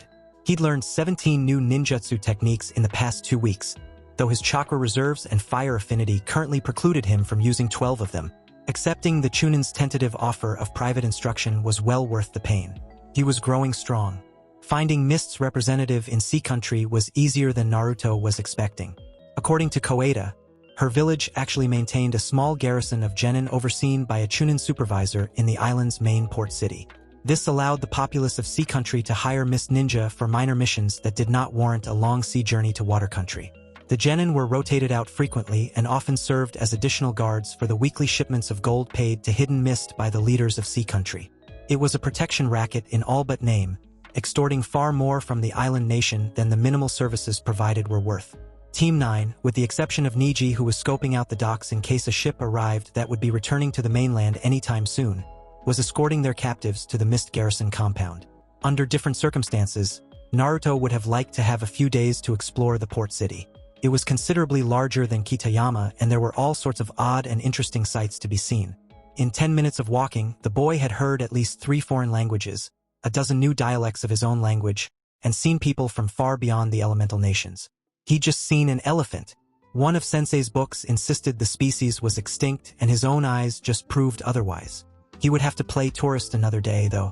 Sensei wanted to rid them of their unexpected burden and return to Fire Country as quickly as possible. There was much that needed to be reported to the Hokage. Did you see the dash?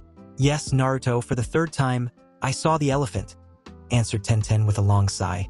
It was very impressive, almost as large as the bears in the Forest of Death are said to grow. Humph, was Naruto's less than articulate response. You're no fun, Tenten. From his position at the front of their little procession, Hoshigaki Tetsuro made a gurgling sound and managed to leak a small amount of killing intent, even though his tenketsu were soundly blocked. Truncated arms bound to his torso and his legs hobbled with a clever cat's cradle of ninja wire. The crippled mist ninja could only take short mincing steps or risk the razor-edged wire cutting deeply into his legs. The mask-like gag strapped over half his face looked more like something you'd use to muzzle a dog. They were taking no chances with that mouth full of shark's teeth. Munashi Koeda walked by his side, unbound to the naked eye, but her tenketsu were just as restricted as Tetsuro's. Both wore the explosive collars crafted by Naruto. I believe he's expressing the disgust he feels to have been defeated by a child, volunteered Koeda. The female Chunin was friendly in an uncomfortably deferential way. Naruto got the feeling she was trying very hard to give Sensei no reason to go back to the flaying option. The boy shrugged. That's fine. Tall, blue, and Stumpy can be as disgusted as he wants as long as he remembers he started that fight. Naruto, have we not discussed unnecessary provocation? Sensei interjected as Tetsuro's killing intent continued to leak out. He was gonna let Neji know he'd either botched some Juken strikes when resealing Tetsuro or that maybe there was some way to circumvent the Hyuga's technique, if just barely. Naruto nodded and remained silent for the rest of the trip to the Mist Garrison. A Mist Genin, between 14 and 15 years old with black hair, glasses, and a touch of acne, stood guard at the main entranceway into the small compound housing the garrison. The boy's eyes widened and a hand drifted towards one of a pair of short swords strapped across his back as Ebisu, and his genin led their captives up the cobblestone-paved path on the outskirts of the city. The wall surrounding the compound was maybe 4 meters high, no impediment to any ninja worth the name, but more than enough to keep out most civilians. Staring at the grievously wounded yet still restrained Tetsuro, the genin demanded, "State your business, ninja of Konoha." Though unsheathed, his hand was wrapped firmly around the hilt of his sword. Ebisu stepped forward and introduced himself. "I am Kanugi Ebisu, a jounin of Konoha. I must speak with your Chunin commander regarding the disposition of surviving Mist ninja captured during an illegal naval assault perpetrated en route to Sea Country." Before the genin could respond, another ninja, this time wearing a Mist-style Chunin flak vest body, flickered to his side. In his late teens or early 20s, the young man wore a partial face mask not unlike the type favored by Hatake Kakashi and kept his long blue hair in a top-knot-style ponytail. Either their approach had been noticed by an unseen observer or someone inside the compound detected foreign chakra presences at the gate. "Koeda!" cried the Chunin, taking a single step forward before taking notice of Tetsuro's state. Without hand signs or verbal incantation, a whip of water formed in the Chunin's right hand. An impressive example chakra nature and shape manipulation. "Big brother, stop!" Koeda spread her arms wide and intercepted her brother's advance. Ebisu was grateful Naruto hadn't interpreted the Chunin as enough threat to detonate the collars prematurely. His genin had, however, armed themselves, Tenten with her short sword and Naruto a pair of kunai.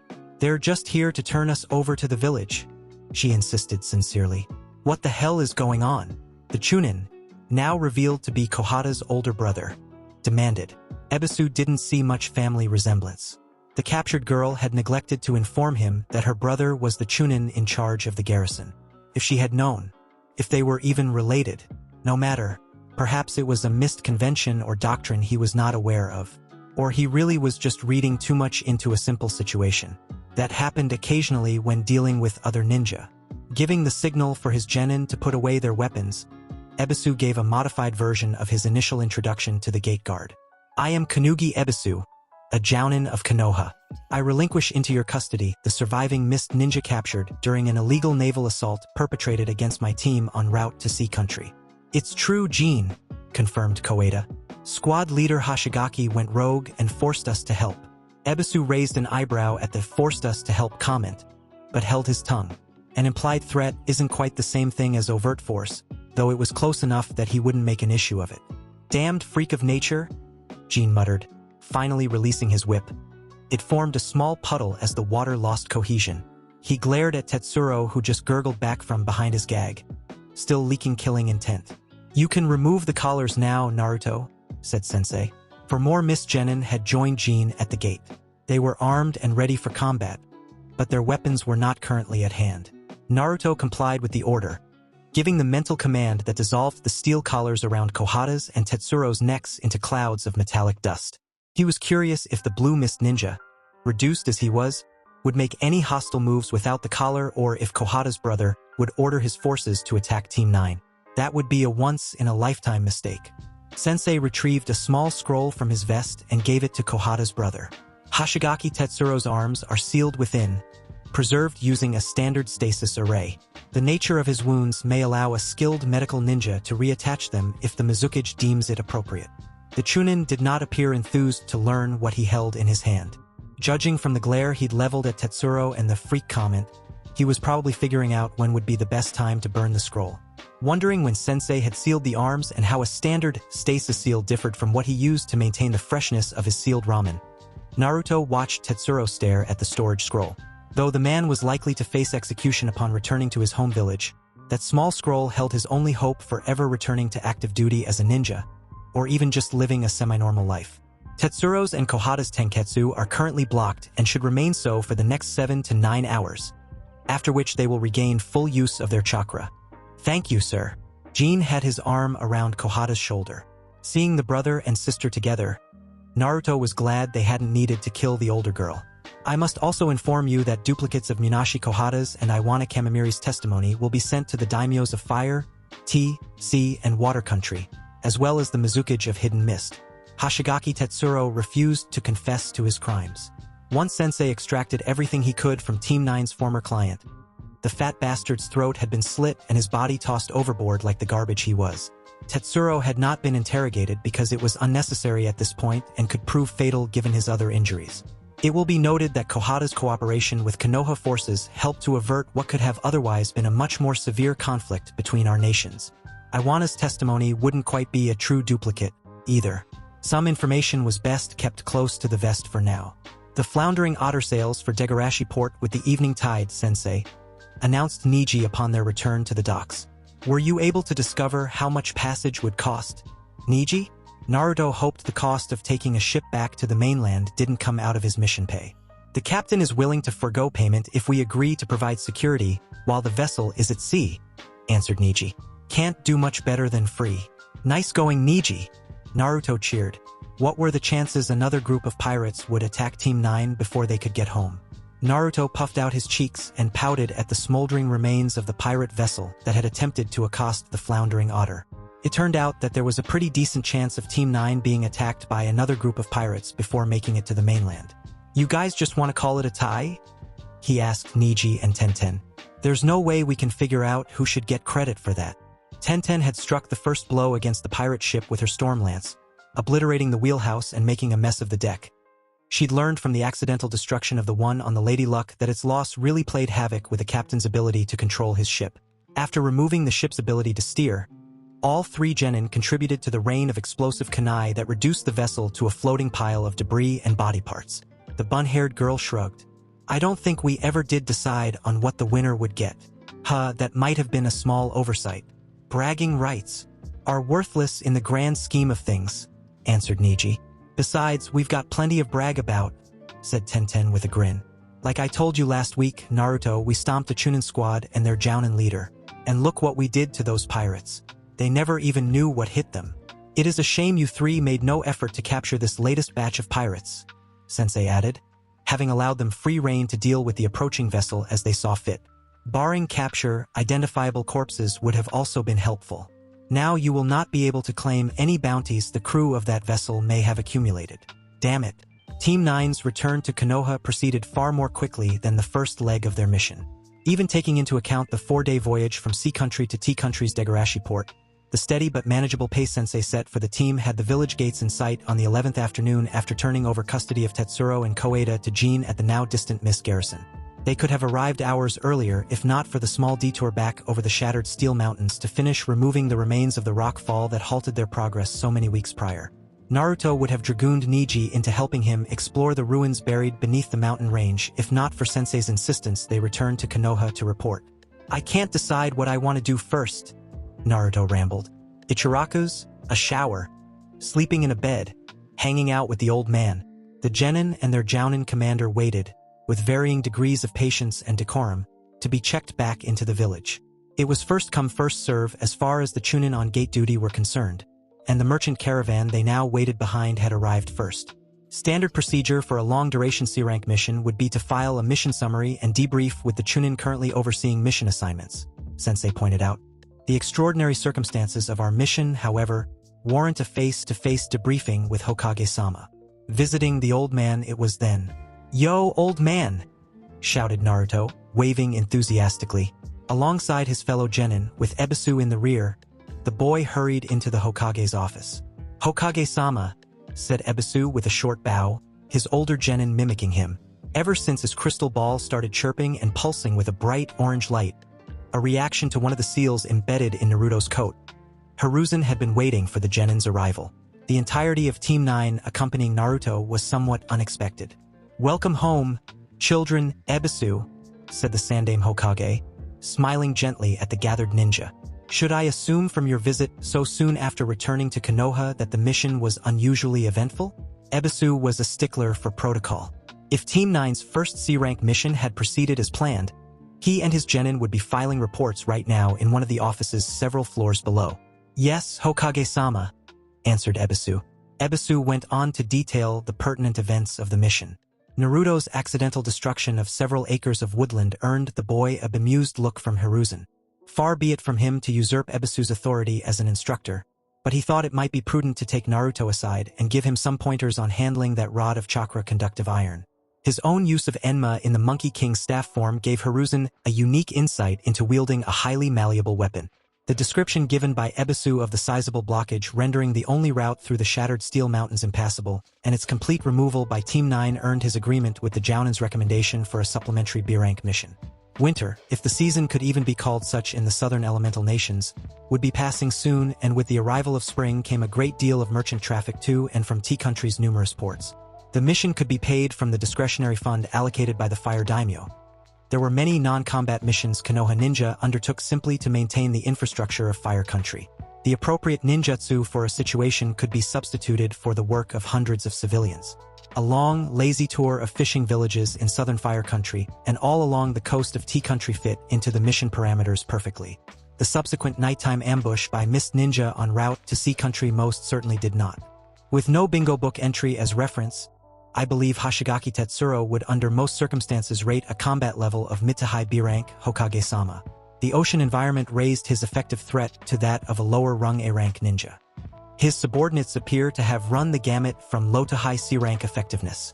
Destruction of 3 commandeered pirate vessels, along with their crews, the elimination of 6 Mischunin and capture of 2 more, one of whom was a dangerous Jounin, spoke most highly of a young Genin team, even one supported by their Jounin commander. Betrayal by their client and hopefully avoiding a diplomatic incident with a volatile foreign power, one of the so-called Great 5 Kaga-level ninja villages, was just icing on Team 9's cake. Destruction of a single pirate vessel, this time crewed entirely by civilians, on their return trip was hardly worth mentioning in comparison to the events preceding arrival in Sea Country. Ebisu stepped forward and retrieved a scroll from his vest. "Sealed within, sir, are the remains of 6 of the 7 deceased Mist Ninja. Their intact forehead protectors and any equipment that could be salvaged are contained within a separate storage array." Hiruzen accepted the scroll and made a note to himself to forward it along to his intelligence division. The bodies would be closely inspected for Mist Village secrets and tested for evidence of bloodlines. Bloodlines were unlikely to be found, of course, given Hidden Mist's unfriendly attitude toward clans with advanced traits, but possible given that Hoshigaki himself belonged to such a clan. Authentic gear from the isolated ninja village would eventually end up in ANBU custody. There was no telling when evidence would need to be planted or another village implicated in an action that Konoha would obviously never involve itself in. The Jounin handed over one last scroll. A transcript of the confessions of Munashi Koeda and Iwana Kamamiri, Hokage-sama. Copies would need to be made and stamped with his seal of office for the sake of authenticity. They would be sent to several daimyos as well as the Mizukage of Hidden Mist. There would be no question of duplicity on Konoha's part if Mist decided to retaliate for the loss of its forces. "I find myself quite proud of Team 9, stated Hiruzen, looking each Genin in the eye and giving them a firm nod of approval. "You handled the difficulties of your mission with the aplomb and skill I would expect from ninja twice your age. Your actions are a credit to yourselves and your commander, and were the village on a wartime footing, I would be justified in granting you each a battlefield promotion to Chunin, despite your lack of overall experience. The Genin virtually glowed with pride. Naruto was practically incandescent. Alas, I fear you must remain Genin for the time being. In these relatively peaceful times, with less attrition in the ranks through death, dismemberment, or psychotic breakdown, promotion was not so easy to come by. Team 9 will receive credit and pay appropriate for the completion of a non-combat supplementary B-rank mission for reopening a trade route vital to Fire Country's commerce. The C-rank mission you were originally contracted to perform will be revised to A rank, with suitably adjusted pay, and a commendation for exceptional service placed in each of your files. Those commendations would weigh heavily in the Genin's favor when they attended their first Chunin exam, if they reached the final stage of the competition. Naruto remained behind when the others left the old man's office, promising Sensei he would fill out a mission report before leaving the tower. "It's been a while, old man. You doing all right?" asked Naruto, now sitting across from the Hokage. Chuckling, the old man answered, "I am doing as well as a man of my advanced years can expect, though I have missed your visits." "Hey, yeah, me too. You want to go grab some ramen with me?" "My treat." After getting a good look at the pay voucher written out by the old man and seeing a couple more zeros than he was expecting, Naruto didn't think he'd be bumming ramen off anyone for a long time to come. "I would like that very much, Naruto, but I fear I will be stuck behind this desk for a few hours more before I can leave for the evening. You still need to write your mission report as well. Perhaps we can meet for lunch tomorrow." Naruto could manage that easily enough. They'd been given 2 weeks leave from missions and mandatory training, though the chances the Genin of Team 9 would actually go so long without training were laughably small. "Sure thing, old man," he answered. "I'll see ya tomorrow." The next Chunin exam is to be held in Kumo in just over 2 months, Ebisu told his students. Team 9 was gathered in their training ground the morning after returning to Konoha. "I will not be entering Team 9 as eligible to compete." Neji and Tenten were silent. Naruto was not. "What? How come, Sensei? We could totally kick ass in those exams," proclaimed the blonde boy. "Do not allow your victory over the Miss Ninja or Hokage-sama's kind words to give you a swelled head, Naruto. You three are indeed quite skilled for your ages, unusually so. It would not be a poor assumption to say each of you, Naruto, Tenten, Neji, could do very well in the upcoming Chunin exams, in a straight-up combat scenario." Ebisu was confident his Genin could handle themselves without issues. There was more involved in the Chunin exams than combat, however, and his team was so very inexperienced in too many other fields that could be tested. "There are also extenuating circumstances that I believe make Kumo a poor choice for your first Chunin exam." Ebisu nodded at Neji. The Hyuga boy's fists were clenched and he was glaring at no one in particular. Understandably, Kumo was not his favorite place. In the past, the Raikage has shown a disconcertingly brazen lust for acquiring the Byakugan. It would not be wise to deliver so tempting a target directly into Kumo's hands. He would not admit it to his Genin, but Ebisu wasn't entirely sure he trusted Neji not to cause an incident with Kumo. Justifiable or not, any vengeance the boy attempted to enact would reflect on Konoha. Unfortunately, the following Chunin exam is also not a viable option, as it will be hosted in IWA. That one needed no explanation. Since the last Great Ninja War ended, IWA and Konoha maintained some semblance of peace between their villages through the simple expedient of avoiding each other entirely. IWA did not send its Genin to exams hosted in Konoha, and vice versa. "We've got to wait 14 months? More than a freaking year? Before we can try to become Chunin?" Naruto cried out, horrified at the prospect of being a Genin for so long. "Surely there is a Genin with the necessary skills that could temporarily fill my spot in Team 9. Sensei?" Neji interjected, cutting Naruto off before the boy could get his rant up and running. That would allow Tenten and Naruto to participate in the Kumo Chunin exam. Proud of Neji's willingness to sacrifice for the sake of his teammates, Ebisu was about to shut down that option. He simply did not feel Team 9 was ready for the Chunin exam, but Naruto beat him to it. "Screw that, Neji. I'm right there with you, Naruto. Screw that," Tenten reiterated. "Team 9 sticks together. We're not just going to leave Neji here in Konoha while we try to drag some crappy substitute Genin along through the exams." Ebisu allowed himself a small, tight smile. Choosing to take on this team had most definitely not been a mistake. "That is very good to hear, my students. There is a great deal to learn in the next 14 months while we wait for the next available exam after Iwas. That particular Chunin exam will be taking place in Konoha. Participating in your first Chunin exam in your home village will be ideal. First Chunin exam? Naruto repeated. Sensei, you make it sound like we'll need more than one to get promoted. Tenten snickered, and even Neji's angst-ridden stare lost some of its heat.